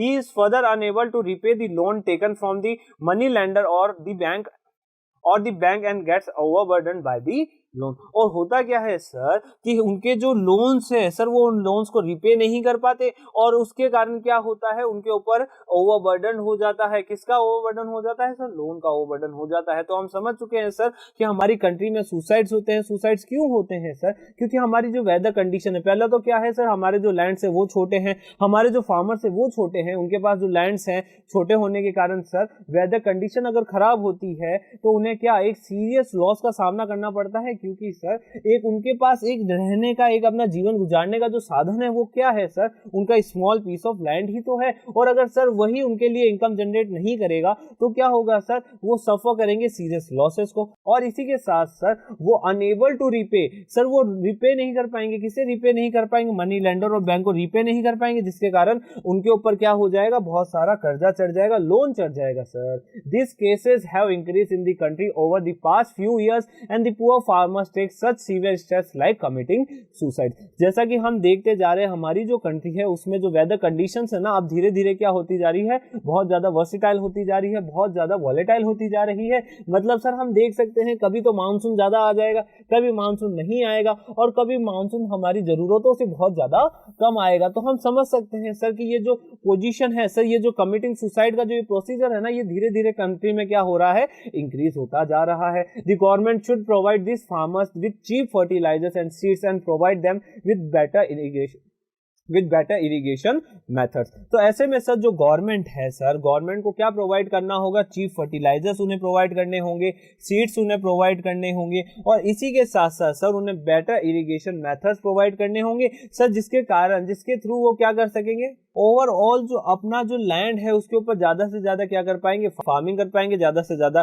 क्रॉप्स को ग्रो कर पाएंगे और इसी के साथ साथ ज्यादा से ज्यादा वो बेनिफिट ले पाएंगे। फिर हम आगे देखते हैं जो हमारे सामने नेक्स्ट है, following allegation of killing of 3 civilians in Gandwara in a fake encounter by Jammu and Kashmir police, an inquiry has been ordered। Sir एक है ना एलिगेशन लगाया गया है सर, किसका sir, killing of 3 civilians। Sir 3 जो civilians है उन्हें मारा गया है सर, कहाँ, गंदवारा में मारा गया है एक फेक एनकाउंटर में। सर किसमें, एक फेक एनकाउंटर में, मतलब नकली सर एनकाउंटर में उन्हें मारा गया है। सर किसने मारा है, जम्मू एंड कश्मीर पुलिस ने मारा है और इसके लिए एक इंक्वायरी भी सेटअप की गई है, उसको ऑर्डर किया गया है। अब सर देखते हैं, allegations of killing 3 civilians in Ganderbal by the Jammu and Kashmir police in a fake encounter raises question on the police force of the state. Sir जो हमने ये देखा ना, हमने ये सिचुएशन देखा ना, एक एलिगेशन है सर किसके ऊपर, जम्मू एंड कश्मीर पुलिस के ऊपर, कि उन्होंने 3 सिविलियंस को क्या किया है, मारा है फेक एनकाउंटर में, कहां सर, गंदवारा में। तो ये एक क्वेश्चन सर, ये क्वेश्चन रेज करता है किसके बारे में, पुलिस फोर्स के बारे में, police force of this state, मतलब जम्मू एंड कश्मीर की पुलिस के बारे में एक क्वेश्चन रेज करता है। The challenge here is to control the power of the police and other authoritative officials. तो ऐसे में सर हमारे सामने चैलेंज आ जाता है कि सर हमें कंट्रोल करना होगा। सर किसे कंट्रोल करना होगा, हमें पुलिस और ऐसी जो अदर अथॉरिटीज हैं उनकी जो ऑफिशियल पावर है हमें उससे क्या करना होगा, कंट्रोल करना होगा, ताकि सर वो सिविलियंस जो है उन सिविलियंस को ना मारे। फिर हम आगे देखते हैं, जो हमारा 5th है वो है, in the context of democracy which of the following ideas is correct. Sir हम जब बात करते हैं डेमोक्रेसी की, ऐसे कौन कौन से आइडियाज है जो करेक्ट है। Democracies have successfully eliminated, sir जो डेमोक्रेसीज जो है उन्होंने सक्सेसफुली एलिमिनेट किया है, किसे एलिमिनेट किया है उन्होंने, सर पॉइंट ए है कॉन्फ्लिक्ट्स अमंग पीपल। क्या जो हमारी डेमोक्रेसी है उसने जो कॉन्फ्लिक्ट है, लोगों के बीच में जो कॉन्फ्लिक्ट्स होते हैं, क्या उन्हें खत्म किया है। फिर पॉइंट बी है इकोनॉमिक इनइक्वालिटीज अमंग पीपल। तो जैसा कि हम जानते हैं कि सर जो डेमोक्रेसी है, क्या डेमोक्रेसी ने इकोनॉमिक इनइक्वालिटीज को कम किया है लोगों के बीच। और जो नेक्स्ट हमारे सामने पॉइंट सी है वो बता रहा है differences of opinion about how marginalised sections are to be treated. Sir जो डिफरेंस है सर, जो हमारे ओपिनियंस में डिफरेंस है सर, कि मार्जिनलाइज्ड जो सेक्शन है उसको कैसे ट्रीट किया जाए। फिर हम आगे देखते हैं the idea of political inequality. और जैसा कि हम जानते हैं कि हमारी जो डेमोक्रेसी है, डेमोक्रेसी ने हमें क्या दिया है सर, डेमोक्रेसी ने हमें आइडिया दिया है कि सर हम जो आइडिया है पॉलिटिकल इनइक्वालिटी का, हम उसको क्या कर सकते हैं, अचीव कर सकते हैं। और अचीव कब कर पाएंगे, जब हमारे पास क्या होगी, डेमोक्रेसी होगी। अब नेक्स्ट क्वेश्चन की तरफ हम चलते हैं, in the context of assessing democracy which among the following is odd one out. अब सर हमें क्या करना है, हमें डेमोक्रेसी को असेस करना है और जो भी ऑड होगा उसे हमें बताना है। Democracy need to ensure, sir democracy को क्या इंश्योर करने की जरूरत है, free and fair election. Sir जैसा कि हम जानते हैं जब डेमोक्रेसी है, डेमोक्रेसी में क्या होगा, फ्री एंड फेयर इलेक्शन होगा। तो सर क्या डेमोक्रेसी को जरूरत है कि सर वो इंश्योर करे कि फ्री एंड फेयर इलेक्शन हो। फिर हम बात करते हैं नेक्स्ट बी की, the dignity of the individual. तो क्या सर डेमोक्रेसी को एक डिग्निटी ऑफ द इंडिविजुअल को मेंटेन करना जरूरी है, हाँ सर जरूरी है। फिर हम बात करते हैं सर सी, क्या सर डेमोक्रेसी के लिए जरूरी है कि मेजॉरिटी जो हो वो ही रूल में आए। तो नहीं सर, ऐसा नहीं है। तो हम समझ सकते हैं सर जो क्वेश्चन नंबर 6 है उसका राइट आंसर है सी, मेजॉरिटी रूल। सर जो डेमोक्रेसी है, अगर हमें डेमोक्रेसी को असेस करना है तो उसके लिए पॉइंट सी, मेजॉरिटी रूल, मतलब सर डेमोक्रेसी के लिए मेजॉरिटी जो है वो हमेशा रूल में हो ऐसा जरूरी नहीं है। अब जो नेक्स्ट हमारे सामने क्वेश्चन है, question number 7, studies on political and social inequality in democracy show that. अब सर जो हमारी पॉलिटिकल और सोशल इनइक्वालिटीज है ना सर डेमोक्रेसी में, हम उसके ऊपर एक स्टडी देखने वाले हैं। जो पॉइंट ए है, democracy and development go together. Sir जो डेमोक्रेसी और जो डेवलपमेंट है ना वो साथ साथ आगे बढ़ते हैं। फिर हम आगे देखते हैं पॉइंट बी है इनइक्वालिटीज एग्जिस्ट इन डेमोक्रेसीज। फिर हम देखते हैं क्या सर कि जो इनइक्वालिटीज है वो एग्जिस्ट होनी चाहिए कहाँ सर, डेमोक्रेसीज में। फिर हम आगे देखते हैं point C inequalities do not exist under a dictatorship. Sir ये बता रहा है कि सर जो डिक्टेटरशिप है उसके अंडर में किसी भी तरीके से इनइक्वालिटीज नहीं होती है। फिर हम देखते हैं dictatorship is better than democracy, और हमारे सामने जो डी पॉइंट है वो है dictatorship is better than democracy. तो जैसा कि हम जानते हैं कि सर इसमें से सबसे ऑड पॉइंट हमें कौन सा लग रहा है, वो ये है inequalities exist in democracy. Sir democracies में इनइक्वालिटीज एग्जिस्ट करती है। तो बच्चों आज के लिए इतना ही। आपको कैसा लगा ये वीडियो कमेंट सेक्शन में जरूर बताइएगा, और अगर इस एनसीईआरटी सॉल्यूशन से रिलेटेड कोई भी आपको डाउट हो तो आप कमेंट सेक्शन में कमेंट करके हमसे पूछ सकते हैं। Thank you.